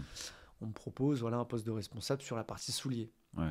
Et comme je m'entendais très bien avec ceux qui manageaient les souliers, je me suis dit... Ouais, ça peut être un moyen de kiffer encore un peu plus ton Et expérience. on m'a fait comprendre que dans le luxe, alors c'est très bien d'être dans la partie client, mais que pour se développer, en tant que responsable ou en tant que Faut être dans l'action, quoi. faut être dans l'action, faut être dans le produit. Hmm. Et Dédié, en tout cas, à un voilà, produit à en une particulier. lecture de KPIs, à un suivi Hmm. hebdomadaire, quotidien de ta section, de comment pousser un business, de comment driver une équipe. Ouais, parce que finalement, ton poste de manager avant, tu fais en fonction des clients, mais il suffit qu'ils soient pas dire. Enfin, c'est en fonction de leur planning. Oui, et puis enfin, même, ça vient pas au j'avais compte-goutte, pas quoi. ce côté, gérer un business ou gérer un. Oui, parce que c'était une nouvelle création, C'est enfin, ça, création de poste. c'est ça, et tu gères des clients. Et ton équipe, elle est très autonome, et ce sont des grands vendeurs, et ils marchent au rendez-vous. Donc à la rigueur, ton enjeu, il est sur les rendez-vous qu'ils ont avec leurs clients. Et Mais là, du coup, c'est terrain. terrain, ouais. De tête, le soulier homme, tu rentres, tu montes les escaliers à droite et Ouais. tu arrives tout de suite dessus. Tu arrives directement, voilà, prêt à porter ce qu'on appelle la partie fashion, donc Ouais. prêt à porter souliers, quoi. Et donc, ouais, c'est un enjeu de la maison aussi, parce que c'est comment la chaussure. Bah, enfin, plein de gens peuvent se payer C'est ça. Et puis même, je pense une que paire de chaussures, hein, même à toi-même, 900 euros. Il y en a qui vont économiser mais, pour s'acheter mais la c'est dernière. ça, Donc, c'est que c'est accessible. ça reste un des... Voilà, chez Louis Vuitton, si t'as pas de budget, tu viens pour le bonnet, les gants ou les chaussures. Voilà, ou le petit accessoire, la petite écharpe, voilà. Si t'as pas de budget ou si tu as du budget. Non, si t'as pas de budget. Ouais. Si t'as pas de budget, tu viens pour... si t'es quelqu'un qui veut se faire plaisir. Parce que pour moi, ça, c'est pas... avec le temps, maintenant, j'appelle pas ça un budget. Ouais. C'est-à-dire le budget se faire plaisir. Pour moi, quelqu'un qui a un budget chez Louis Vuitton ou dans le luxe en général, c'est quelqu'un qui se dit pas justement, tiens, je vais me faire plaisir. C'est quelqu'un qui, pour lui, fait ses achats normalement. Ouais. Voilà. Il dépenserait chez Louis Vuitton comme toi, tu dépenserais chez H&M. Ouais. Tiens, il me faut un manteau pour cet hiver quand même. Oui, non, c'est pas tout le monde. Voilà, c'est pas tout le monde. 2000 balles le manteau. Il y en a qui viennent, comme moi, si j'étais client chez Louis Vuitton, je viendrais me faire un gros plaisir, si tu veux. À me dire, tiens, je vais m'acheter cette belle paire de chaussures. C'est pas quelque chose que tu peux faire toutes les semaines. Ouais. Toi, en termes d'épanouissement, ouais. Sur ce nouveau poste, c'est comment Alors là, je découvre quelque chose qui me galvanise à fond, c'est le business. Ouais. Moi, je me considère pas comme quelqu'un de base, comme étant très orienté business. Orienté, tu vois, là, je parlais il y a très peu de temps d'agressivité commerciale. T'as découvert ça? Même quand j'étais vendeur, je me qualifie pas d'être agressif commercialement, quoi. Ouais, t'es pas un requin, quoi. Non, pas du tout. Mais tu fais tes chiffres. Je fais mes chiffres. J'ai toujours fait, quand j'étais vendeur, j'ai toujours fait mes chiffres, j'ai toujours fait des bons chiffres en plus, qualitatifs. Mais jamais j'aurais forcé quelqu'un à l'achat. Jamais j'aurais... Et du coup, quelles compétences il faut pour pouvoir beaucoup vendre sans la jouer requin? De l'écoute. Pour moi, c'est de l'écoute, dans le sens où quelque chose qui m'a marqué dans la vente, c'est pas que tu cherches à combler un besoin, tu cherches à le créer. Tu vois. Et c'est ça que j'aime pas avec l'agressivité commerciale, c'est que tu réponds pas aux besoins des gens, en fait. Ouais, t'as déjà tout en tête. Tu forces une vente pour... mais t'as toujours pas créé le besoin. Créer le besoin, je veux dire par là, je sais pas. Imaginons toi, Arthur, qui veut un blazer bleu marine. C'est souvent d'ailleurs le comportement d'achat d'un homme. Je veux quelque chose, je rentre dans un magasin, qui est complètement différent de celui d'une femme, qui ne sait très souvent pas ce qu'elle veut quand elle rentre dans le magasin. Oui, c'est à l'inspi, c'est au feeling. C'est ça, voilà. Elle peut rester 2 heures, un mec qui vient... essayer 10 articles, n'en acheter aucun. Ouais. Mais ça, je te dis ça d'expérience. Un homme, rentrer dans la boutique, soit il a un entretien à côté, je sais pas, une réunion, un quart d'heure à côté, il se dit tiens, je vais tuer le temps. Ouais. Soit il est là pour une raison. Ouais. Et cette raison-là, en exemple, c'est le blazer bleu marine.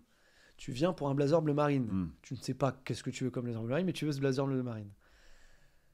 T'as envie d'aller vite, t'as pas envie qu'on te parle de 1500 choses, t'as envie de trouver la bonne taille, ce qui te plaît, tout. Le but d'un vendeur, c'est de te rendre le plus de choses possible. Tu vois, donc tu vas créer un besoin. Tu vas d'abord, moi, personnellement, ce que je donnerais comme... Voilà, c'est d'abord répondre au besoin primal. Tu veux un blazer bleu marine, je vais te trouver le meilleur blazer bleu marine pour toi et faire en sorte qu'il te plaise, que tu sois content de ton achat. Pour moi, c'est l'important, c'est ça. Et après, je vais créer un besoin. Tu sais qu'avec un chino beige, ça tirait vraiment bien, ça. Mais est-ce que tu as un chino beige? Ouais. Si tu l'as pas, attends, j'en ai un, je vais te montrer. Tu vois? Si tu en as un, ah bah tant mieux, bah tu vois, si tu le mets, là, je pense à toi et à ton intérêt. Donc déjà... Oui, c'est fait subtilement, mais... C'est subtilement, mais j'ai créé une relation, j'ai créé un rapport où, si tu veux, j'essaye pas de te dépouiller de ton argent pour que tu dépenses dans ma boutique. Je suis juste en train d'essayer de faire en sorte que tu aies un bon look. Parce que de base, on est ça. Moi, de base, si je travaille dans la mode, c'est pas pour l'agressivité commerciale, c'est parce que j'aime la mode. Ouais. Tu vois? Sinon, j'aurais fait concessionnaire automobile. Je suis pas forcément fan des voitures, tu vois. Ouais. Donc, mais j'aime la mode, j'aime conseiller. J'aime conseiller des petites chaussettes Bordeaux quand tu viens d'acheter une paire de mocassins marron, ou tu vois. Et tout c'est comme ça que tu crées ton besoin. C'est en donnant des idées dans la tête des gens, quoi. Si tu veux, ah ouais, t'as acheté cette paire de chaussures-là, j'adore. Et t'as une paire de pantalons qui va avec, t'as une ceinture qui pourrait peut-être... tu vois. Et moi, je trouvais ça super intéressant de voir que des fois, t'as des gens qui repartent, mais avec un sourire et tellement heureux du moment qu'ils ont passé. Et ils se voient déjà bluffer tout le monde mais c'est ça. Et dans l'entourage. Ce que je leur ai raconté, ce qui est très important dans le luxe, ce qu'on appelle le storytelling, c'est-à-dire Coco Chanel est né tu vois, son inspiration première, c'est ça. Et c'est pour ça que dans ce vêtement-là que tu as choisi, il y a ça, tu vois. Là, tu donnes, tu vois, parce que tu pourrais acheter un blazer bleu marine, tu l'achètes pas, tu en as des centaines de milliers, dans des centaines de... Il faut captiver le client, en fait, et lui dire, t'as pas un blazer bleu marine, là, t'as une pièce d'histoire, mon grand. Storytelling, susciter l'achat grâce aux émotions. Exactement, on est des vendeurs d'émotions un petit peu, dans le luxe, en tout cas. C'est vrai que quand tu travailles à Massimo Dutti ou quoi, tu as des clients, eux, le pull est à 100 euros. Tu peux tomber sur des clients qui disent sors-moi 5 taille large. Toutes les couleurs taille large. Ça existe. Tu vois, tu es dans de la distribution. Ouais. Avec le pull à 2000 euros, tu as moins de clients quand même qui vont te dire sors-moi les 5 taille large. Non, il va te dire pourquoi lui, il est à 2000 euros, ce pull-là en laine, alors que j'ai un pull à 700 euros de l'autre côté. Tu vois, je sais pas. Il faut le justifier. Ouais. Tu vas pas lui dire t'achètes la marque. Il y a LV, moi il y a un LV, hein, tu vois, ou il y a un CC. Ouais. Tu peux pas dire ça. Donc c'est quoi là pour revenir un peu au management, parce qu'on arrive sur un peu la fin de l'épisode. C'est quoi la journée type d'un manager d'une telle marque? Alors déjà, ce qu'il faut savoir chez LVMH, c'est un dicton du grand patron Bernard Arnault qui dit toujours moi je fais des petits bureaux pour que vous puissiez être sur le terrain. Donc c'est pas ce qu'on imagine, on est derrière un ordinateur, bureau, brainstorming, je sais pas quoi. Non, il y a beaucoup de terrain. Il y a une journée type de manager Louis Vuitton, tu es beaucoup sur le terrain quand même, à gérer le flux. Donc moi, étant un responsable de la catégorie homme, je suis tout le temps dans les catégories hommes. Et tu gères en se relayant avec tes autres collègues managers, tu gères ce qu'on appelle le floor. C'est-à-dire le terrain, quoi. Un client qui attend, il ne doit pas attendre. Il doit être avec un conseiller. Il faut que tu trouves un conseiller. Quand il y a un échange, un litige, quoi que ce soit, tu dois être là pour t'en occuper. Tu dois quand même, après, évidemment, tu as des tâches annexes. Hein. Tu dois connaître ton business. Étant un flagship, tu as énormément de visites du siège, du grand patron. Donc, il faut avoir ces chiffres prêts à toute épreuve. Et tu dois aussi refaire un petit bilan de ce que tu as en magasin. Moi, les souliers, je vais toujours voir ce que j'ai exposé ou pas exposé. Voir ce qui marche ou ce qui marche pas, la tendance selon les nationalités, quelle nationalité va être le plus présente. Ça arrive parfois Fashion Week, tu sais que tu vas avoir énormément d'Américains. Peut-être une autre semaine, ça sera les Chinois. Par exemple, Coupe du Monde de rugby, là récemment, je savais que j'allais avoir beaucoup de personnes d'Afrique du Sud. Alors que c'est une nationalité que tu vois très rarement le reste de l'année. Ouais. Mais là, ils étaient tous là. Donc, c'est beaucoup de la lecture de KPIs et de beaucoup de plans d'action, beaucoup de synthèse sur de l'analyse de business en soi. Oui, parce qu'il y a une... Pareil, au niveau de la motivation de tes collaborateurs. Bon, je me doute que vous êtes commissionné, etc. Bien sûr, ouais. Ça joue beaucoup, ça joue énormément, dans la motivation du vendeur. Bien sûr. Tu sais, c'est comme tout. Chez Chanel, j'avais découvert ça où dès que tu as du mal à vendre une pièce, il y a un challenge dessus. Tout de suite. Par exemple, tu vends une pièce qui est trend de collection en collection, on n'arrive pas à la vendre. Et on va faire un challenge pour celui qui vendra le plus de collections avant 2019. Et il va avoir, je sais pas moi, 1000 euros en plus sur son salaire ou un cadeau. Ouais. C'est comme ça que tu les motives. Tu motives forcément avec la commission individuelle, on va pas se mentir. Mais tu les motives aussi sur l'objectif qu'on fait à l'année. On a toujours des objectifs. Dans le retail en général, tu es payé... tu as des gros chèques qui tombent chaque année. Intéressement, participation. Exactement, ouais. Dans le luxe, on est sur plus de 15, 20... Ouais, oui. En général, plus de 10 000 euros. Ouais. En général, plus de 10 000 euros. Maintenant, il y a des enseignes où c'est plus gros que d'autres. où il y en a où ça a pu avoisiner 25 000 euros. Et ça, c'est ton chiffre d'affaires, c'est ce que tu vends au cours de l'année. Donc, il n'y a pas photo, tout le monde est motivé à vendre. Ça, c'est pas... Moi, mon but en tant que... Je dirais pas que ça serait de motiver les troupes. Je suis personne, entre guillemets, pour motiver un être humain à faire son métier, tu vois. Mais c'est lui donner du sens, tu vois. C'est-à-dire, ouais, tu vends pas que des souliers, là. Tu vends pas des souliers pour... voilà, non. Tu vends un bout d'histoire, une vraie pièce culturelle qui a été pensée par une icône culturelle, tu vois.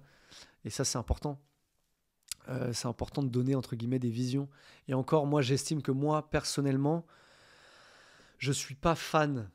Je sais pas si on me comprendra quand je dirai ça, mais quand je vais dire ça, mais je suis pas fan du poste managérial. Enfin, tu vois, je suis pas quelqu'un qui fait ce poste-là pour manager, avoir un ascendant. Oui, voilà, non. Et je pense que ça, mes équipes le voient. Hein. De toute façon. Ouais, t'es là pour tirer dans le même sens. T'es là aussi pour le terrain. Pour qu'ils m'inspirent, pour les inspirer. Pour moi, au final, c'est qu'une expérience sociale de plus, au final. Pour moi, la vie est une expérience sociale, tu vois. On a des métiers dedans, c'est cool. Et ça reste des expériences sociales dans une grande expérience sociale. Et je prends au maximum. J'ai des gens dans mon équipe, ils sont plus âgés que moi. J'en ai, ils sont beaucoup plus jeunes que moi. Ça va réellement de 20 ans à 60, tu vois. Et pour moi, j'ai rien à dire à une personne de 60 ans, comme j'ai rien à dire à une personne de 20 ans. Je peux avoir à dire sur leur comportement dans le magasin s'il faut, tu vois. Mais pas sur la manière de vendre, en tout cas l'aspect commercial. Non. On peut donner des tactiques, mais va donner des tactiques à quelqu'un qui est là depuis 20 ans, dans le luxe, alors que toi, il y a 20 ans, bah, tu regardais tes fous sur ton canapé là, avec maman qui te faisait ton chocolat chaud. Donc, tu prends aussi d'eux, tu vois, et tu essayes simplement de, tu vois, maintenant on est dans une époque d'influence, on est dans une époque de... Moi, je me renseigne énormément sur la concurrence. Ouais. Et je fais en sorte de leur donner, par exemple, ces armes-là. Je suis intéressé par la concurrence. Ouais, tu as été en veille constante, actualité. Oui, puis je suis passionné de basket, hein, on va pas se mentir. J'adore le basket, j'adore les baskets de basket. Donc, je vois aussi l'influence qu'elles ont sur notre façon de nous habiller. Hein. On pourrait refaire un autre podcast complet dessus sur l'influence des États-Unis et de leur sport dans la mode mondiale. Elle est partout, tu vois. Donc, en somme, je leur apporte ça, cette connaissance que j'ai, tu vois. Me dire, ton côté banlieusard joue... Exactement. Joue un grand rôle. Ouais, exactement. Ouais. Hugo, on arrive à la fin de l'épisode. Quel conseil tu donnerais à quelqu'un qui est actuellement dans le luxe, dans les études liées au luxe, qui a envie de se lancer dans le luxe, qui est dans le luxe et qui a ce besoin profond d'évoluer? Qu'est-ce que tu dirais à cette personne-là? Mon premier conseil, ça serait déjà d'être visible. Ouais. Ça, c'est quelque chose que j'ai compris tard, mais j'avais vraiment pas compris l'enjeu de ça. C'est-à-dire que naïvement, quand tu commences une carrière, peu importe la carrière d'ailleurs, tu penses que plus tu travailles dur, et plus on va le remarquer que tu travailles dur. Alors que non, pas du tout. Il faut travailler dur, mais il faut qu'on sache que tu travailles dur. C'est ça l'enjeu principal, je trouve, des carrières et du luxe beaucoup aussi. C'est-à-dire qu'il faut que tu sois visible, il faut que tu aies de l'importance. Il faut qu'on sache que tu sois là. Alors, je ne dis pas de fanfaronner, hein, c'est pas ça mon conseil, c'est pas bosse moins, fanfaronne plus. C'est communique. Communique et sois visible, mais positivement. Parce que on a tous vécu ça dans nos expériences professionnelles, mais quelqu'un qui se plaint, il a une étiquette. C'est le gars qui se plaint. Tu vois, la personne très effective, très efficace, elle a son étiquette. Mais on ne leur a pas donné seulement par la force de leur travail, mais comment ils le communiquent et comment on le voit. Et ça, je l'ai compris que trop tard. J'ai vraiment cru à un moment que tu travaillais d'arrache-pied, tu pouvais ne parler à personne, être discret dans ton coin, ce qui correspondait le plus à ma personnalité en soi. on allait te remarquer et on allait te donner les lauriers que tu méritais. Pas du tout. Et je l'ai compris que très tard, qu'en fait, ce qui change tout, c'est la visibilité que tu as. Et ce que je disais tout à l'heure par rapport à la bonne humeur, par rapport à l'aura, Solaire. être solaire, c'est très important. Quelqu'un, si on rentre, vous prenez 2 employés qui rentrent en même temps dans la même maison, avec un CDD, et au bout de 6 mois, il faut faire un choix. Et l'employé A, il fait un super chiffre, mais il n'est pas très solaire. Il n'a pas une. Il n'est pas sociable. Pas sociable. Tu n'as pas forcément envie d'aller vraiment vers lui. Il t'a jamais raconté une petite expérience personnelle. Tu vois, enfin, voilà. De l'autre côté, tu as un employé qui fait un peu moins de chiffres. Mais tous les clients l'adorent. Même les clients qui n'a pas servi. Parce qu'il a un sourire. Parce que, voilà. Tous ses collègues l'adorent. Tous ses collègues l'estiment. Sa responsable, la première chose qu'elle pense quand elle pense à lui, c'est quelqu'un de souriant. Bah, c'est lui que tu vas mettre, c'est le dossier de cet employé-là que tu vas mettre en avant pour le CDI. Parce que c'est avec lui que tu te vois en long terme. L'autre personne, elle peut faire du chiffre partout. Elle peut, le lendemain, après Chanel ou après Louis Vuitton, elle peut aller chez Bottega Veneta, chez Dior. C'est la même chose. On aura comment on aura toujours des gens qui font du chiffre, tu vois. On aura toujours des vendeurs, toujours des gens qui vont faire du chiffre, mais ce que recherchent, je pense, des enseignes de luxe sont des gens qui t'offrent une expérience humaine en plus de ce que tu viens acheter, tu vois. Et ça, c'est rare. Ça se trouve pas énormément, surtout de nos jours, où, faut le dire, le langage prend un coup, tu vois, la façon de s'exprimer prend un coup. Tout est, tu sais, moi j'ai fait des études de linguistique, donc voilà, peut-être que je parle que pour ma paroisse ou quoi, mais j'ai remarqué à travers les années, c'est un autre sujet encore, mais les gens ouvrent moins la bouche quand ils parlent. C'est plus la mâchoire serrée, plus les dents serrées, marqué ching, marqué je t'ai dit, tu vois, on est plus dans un rapport d'agression non verbale parfois, et ouais, après, c'est le contexte d'aujourd'hui qui veut c'est ça ça, aussi. tu sais, nos Île-de-France, parents, Paris. non, puis nos parents disent la même chose de nous. Nos parents et leurs parents disaient la même chose de leurs parents. De génération en génération, on perd un peu plus de, entre guillemets, je dirais, d'armes pour s'équiper dans le luxe, tu vois. Et c'est ça qu'ils recherchent aussi dans le luxe, c'est une expérience hors du temps. Et pour revenir à ce que tu disais, pour s'épanouir dans le luxe et sortir du lot, c'est la visibilité. Nous, tu sais, voilà, chez Louis Vuitton, quand quelqu'un fait une belle vente, on lui préconise de prendre une photo. Tu as fait une belle vente, prends une photo. Il y en a qui détestent ça. Il y a des gens qui ne sont pas photogéniques. Tu sais, tu en as connu, voilà, ils détestent prendre des photos. Il déteste prendre des photos. Il ne prendra pas de photos. Des photos quoi, avec le client ou avec le produit? Non, avec le les produit. deux Avec le produit, tu vois. Il a vendu un beau produit. Eh ben, tu prends ta photo avec ton beau produit, tu vois. Et puis voilà, grâce à sa force de proposition, grâce à ci, à ça, monsieur, un tel a vendu ce produit. Mais la personne qui n'est pas photogénique ou qui n'est pas à l'aise en face d'un appareil ou qui n'aime pas être le centre de l'attention, va pas se prendre en photo. Mais elle a vendu la même chose, mais on ne sait pas. Parce que tu imagines bien que dans un flagship où tu fais quasiment 1 million la journée, les ventes, elles se diluent, quoi. Donc la seule arme que tu as, c'est ta visibilité auprès des équipes managériales. C'est, tu vois, il y en a qui sont plus malins que d'autres. Hein. Quand ils savent que, je sais pas moi, un grand patron vient s'habiller, ils vont se dire, tiens, je veux être sur le rendez-vous. Parce qu'ils savent qu'ils seront visibles auprès d'un grand patron et du manager et que, tiens, ce vendeur, il n'a pas peur d'être avec des grosses personnalités. Hein. Ouais. Tu vois ?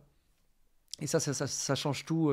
Ne serait-ce, je parle pas carrière parce que j'ai même pas fini la mienne, mais je parle ne serait-ce que pour débuter une carrière, peu importe que ça soit dans le retail ou peu importe, la visibilité et l'aura que tu dégages. Ouais, faire preuve d'audace, c'est un peu ce que tu décris Les aussi. compétences, j'imagine que si tu choisis une carrière ou une autre, c'est que tu les as, ou c'est qu'en tout cas tu es en train de les développer.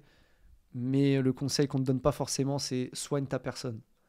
Soigne ta personne. Et on est dans une époque où limite, si on te dit sois ça, ah non, je suis pas authentique. Ah non, moi, ma personne, c'est... Et on est des personnes, il faut se corriger. Moi, Chanel m'a corrigé. Tu vois, je le dis toujours, Chanel, ça a été plus qu'un travail. Ouais. Ça m'a éduqué. Et il ne faut pas avoir honte de s'éduquer. Et ça, pour le monde du travail, je pense qu'il faut pas avoir peur de s'éduquer et justement de mettre en avant ça. De mettre en avant le fait que voilà quel humain je suis, j'aime la vie, je suis quelqu'un de joyeux, je m'en fiche de tous tes codes du travail là où il faut être assez sérieux ou quoi. Ça veut pas dire que je fais des blagues à longueur de journée, hein, mais moi je suis quelqu'un de souriant et je vais pas m'arrêter pour un bureau, quoi. Voilà. Merci. Merci à toi, Hugo. Merci à toi. Merci d'être venu pour me parler longuement du monde du luxe, de ton parcours aussi. Si j'ai voulu t'inviter aujourd'hui, c'est parce que ton parcours, il m'a énormément inspiré dans un monde qui est très élitiste, avec une clientèle de base très élitiste. En tout cas, qui a cette vision-là pour nous, banlieusards. Et c'était important pour moi de t'inviter parce que, en regardant un peu ton parcours, j'ai compris que tu étais un passionné de mode. Il y en a partout en banlieue, tu vois, qui ont ces rêves-là. Et finalement, je sais qu'en écoutant cet épisode-là, on peut se dire pourquoi pas moi. J'espère. Et c'était pour ça, moi, de base, principalement, que j'ai voulu que tu sois là sur un de mes épisodes. C'était vraiment par rapport à ça où tu pars de très loin, comme beaucoup d'épisodes avant toi et après toi. Mais tu t'es construit vraiment au fil de l'eau et via les expériences et surtout ton tempérament, ta personnalité. Et c'est tout ça, moi, que tu as très bien souligné. Tu vas être l'épisode le plus long. Le plus long de la table de l'insertion. Mince. Non, mais après, je sais aussi que ça va parler beaucoup aux personnes dans ton domaine. Merci à toi pour cet épisode. Merci. Et je vous dis à très vite, la famille. Ciao, ciao. À bientôt. Ciao.